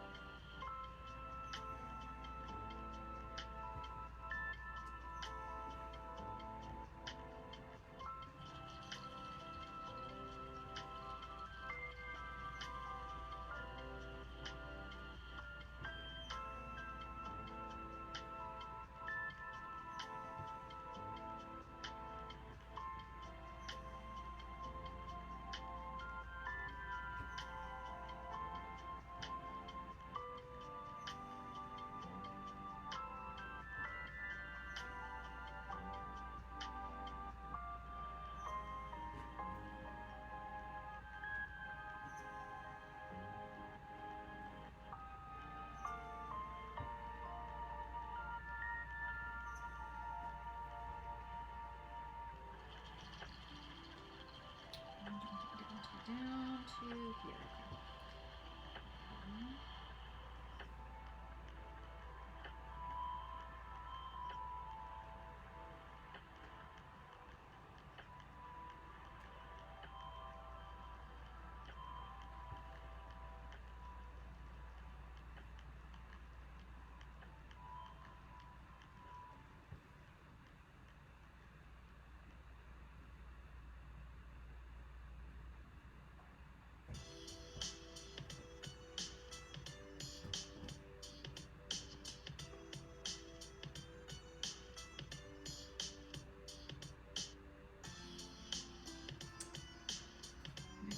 nodding itself again. Don't do that. Thank you. Not appreciated.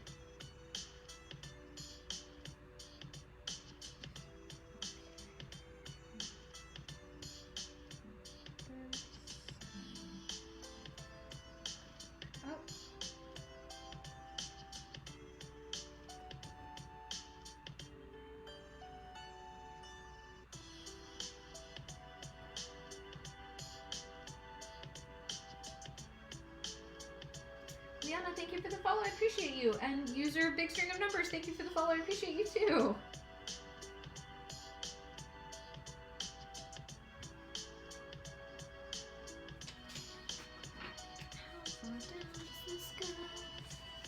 Not appreciated. No, not appreciated.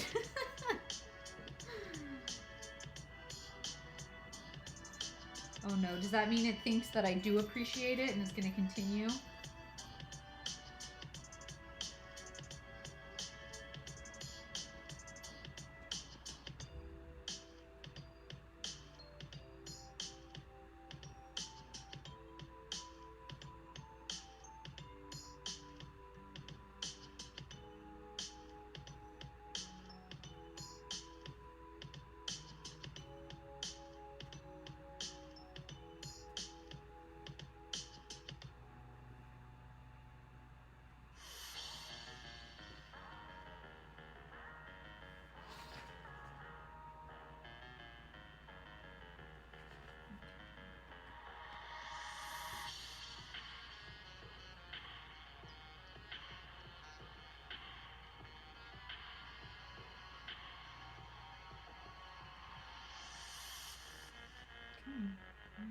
Oh, it tore again.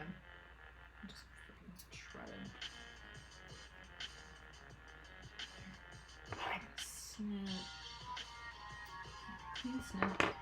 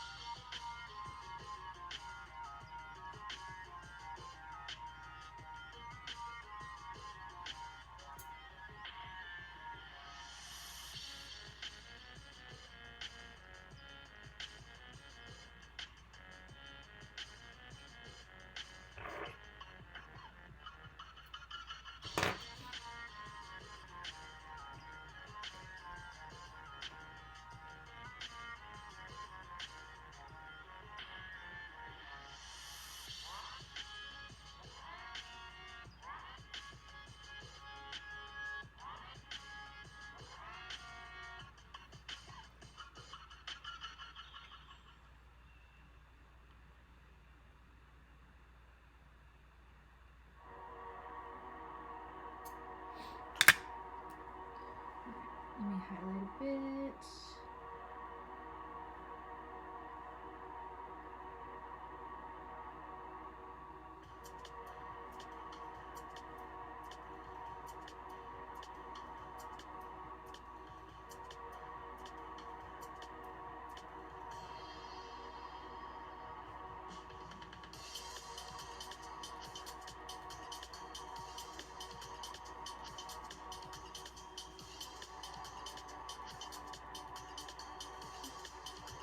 I didn't stitch that one yet, but I highlighted it anyway. Luckily, it's the next one I'm gonna stitch, so sure, it'll be fine. There we go.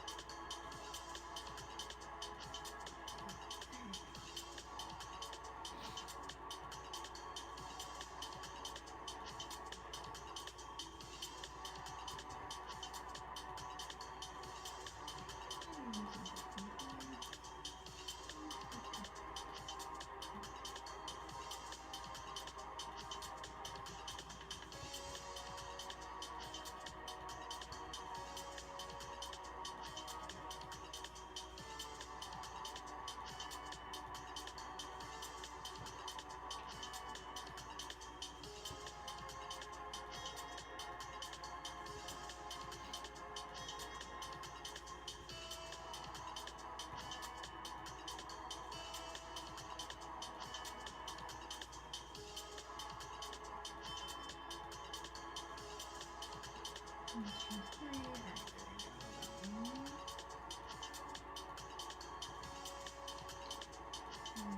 down does this line go?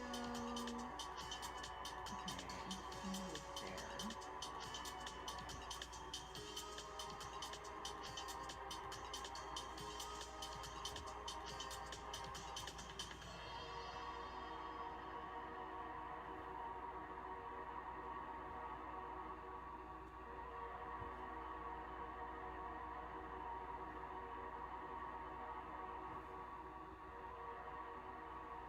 Skip one. Skip one, do one more.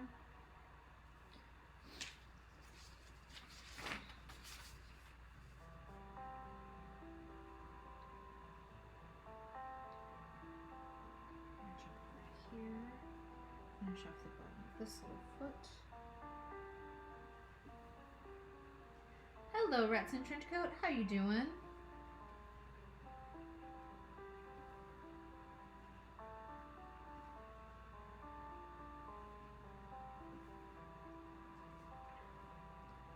How have you been? Haven't seen you around in a while.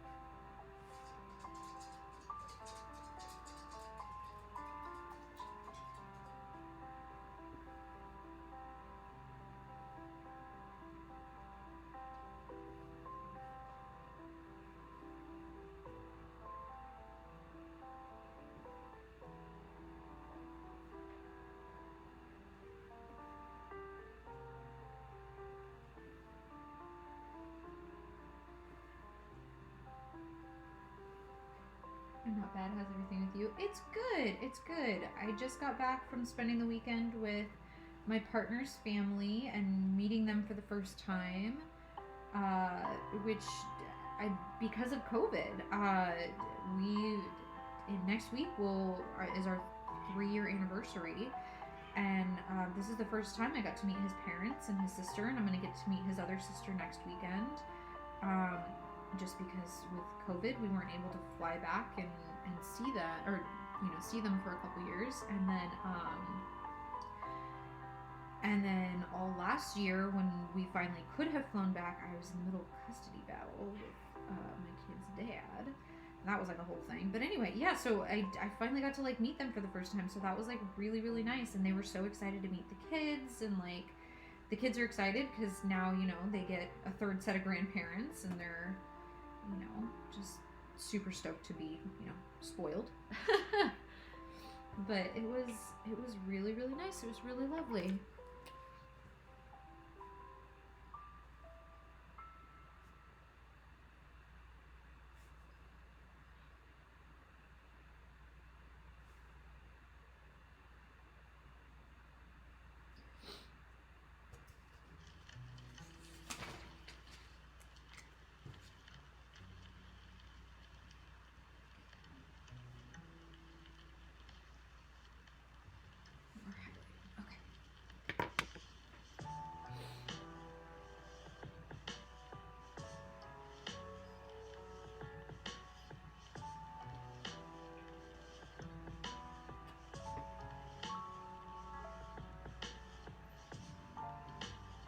Were you nervous?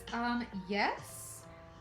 Partially because, like we've been together for all this time, and we've only like FaceTimed with them like once, and aside from like maybe a couple of pictures that we've sent them, because like I don't take pictures of myself very often, and neither does my partner.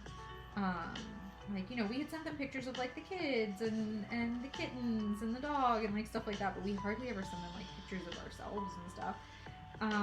So it was just like, they like barely know what I look like, and like, I don't know, I don't tend to be what people imagine for their kids. Like, I have blue hair and I'm like very alt looking. I've got like a lip piercing, and like I'm autistic, and so I don't always make a good first impression. In fact, I tend to not make a very good first impression. So I was definitely nervous, but I think it went well. He says it went well, so that's good. He says if his mom didn't like me, she would have definitely told me and made it very clear to everyone that she didn't like me. So that's good. That she didn't. But yeah, I don't know. I'm always nervous for stuff like that, and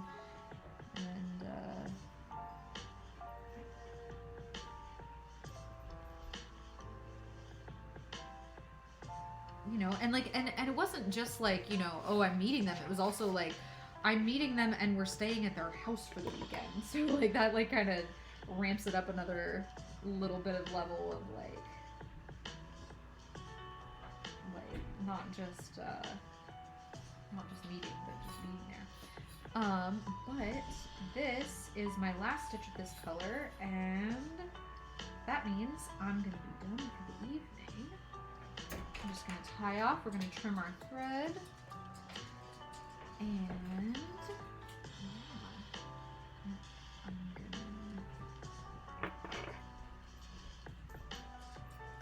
There we go. All right, so we made quite a bit of progress on Sylveon today, and it's actually starting to like come together and look more like Sylveon now, and it's a little less creepy clown than it looked at the beginning today. But we're getting there. We have 5 more colors plus 2 shades of white to get through. But yeah, slow and steady. We're making good progress. So it is the end of the stream, and I think I'd be nervous. I get the not making a good first impression. I'm always awkward when I do environments I'm not used to. Yeah, same. So yeah, I am gonna be done and say goodnight tonight for the evening. But before I go, you know, last minute housekeeping, you know, whatever nonsense that I'm supposed to say at the end of the stream. So for those of you who are new here, I stream on Wednesdays and Sundays at 7:30 p.m. Eastern time, doing my cross-stitching stuff.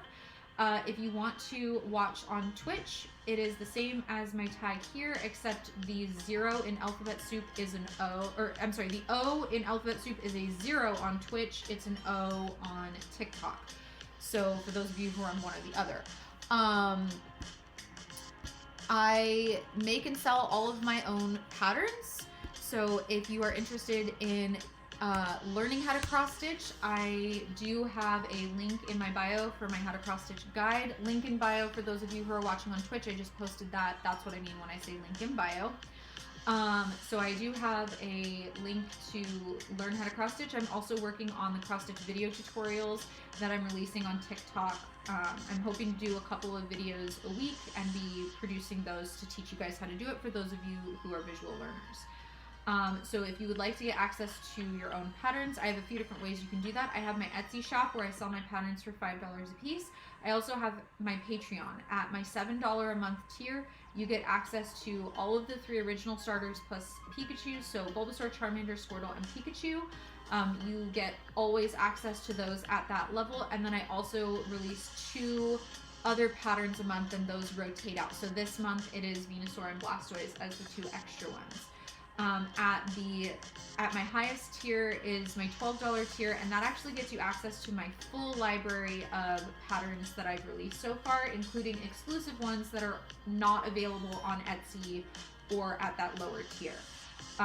And so the new patterns that I've added this month are Venusaur and Blastoise and Love Disc for Valentine's Day. And this week I'm also going to be releasing Abra at that level as well. And so at that level, I promise to release at least 4 new patterns a month. So $12 for 4 new patterns a month is way better than if you're buying them one-offs on Etsy. I have over 30 patterns up there already, and like I said, every month I'll be adding more. We also have a Discord that is free to join. We are predominantly like a D&D and TTRPG Discord, but we do have a pretty robust craft section on there as well. We also do like a self-care challenge every month where you can win a spot to play in a game night with me. This month we're going to be, or the winners from January, this Friday, we're going to be playing Raccoon Sky Pirates. So that's going to be a whole lot of fun. And it promises to be absolute chaos. So if you want a chance to win a spot at game night in the future with me to play some chaotic, fun TTRPG games, you can join our self-care challenge that we have going on over there. I think that is all of the kind of housekeeping stuff. So thank you everyone so much for joining me. I love getting to spend a couple nights a week with you guys, talking to you and stitching with you and letting you guys vote on what colors I'm going to be doing. And these are some of my favorite times of the week is to just sit down and stream and stitch and talk with you guys. I love it so much. So thank you all for joining me tonight, and I will see you today's Sunday. I will see you on Wednesday. Anyway, thank you so much and good night.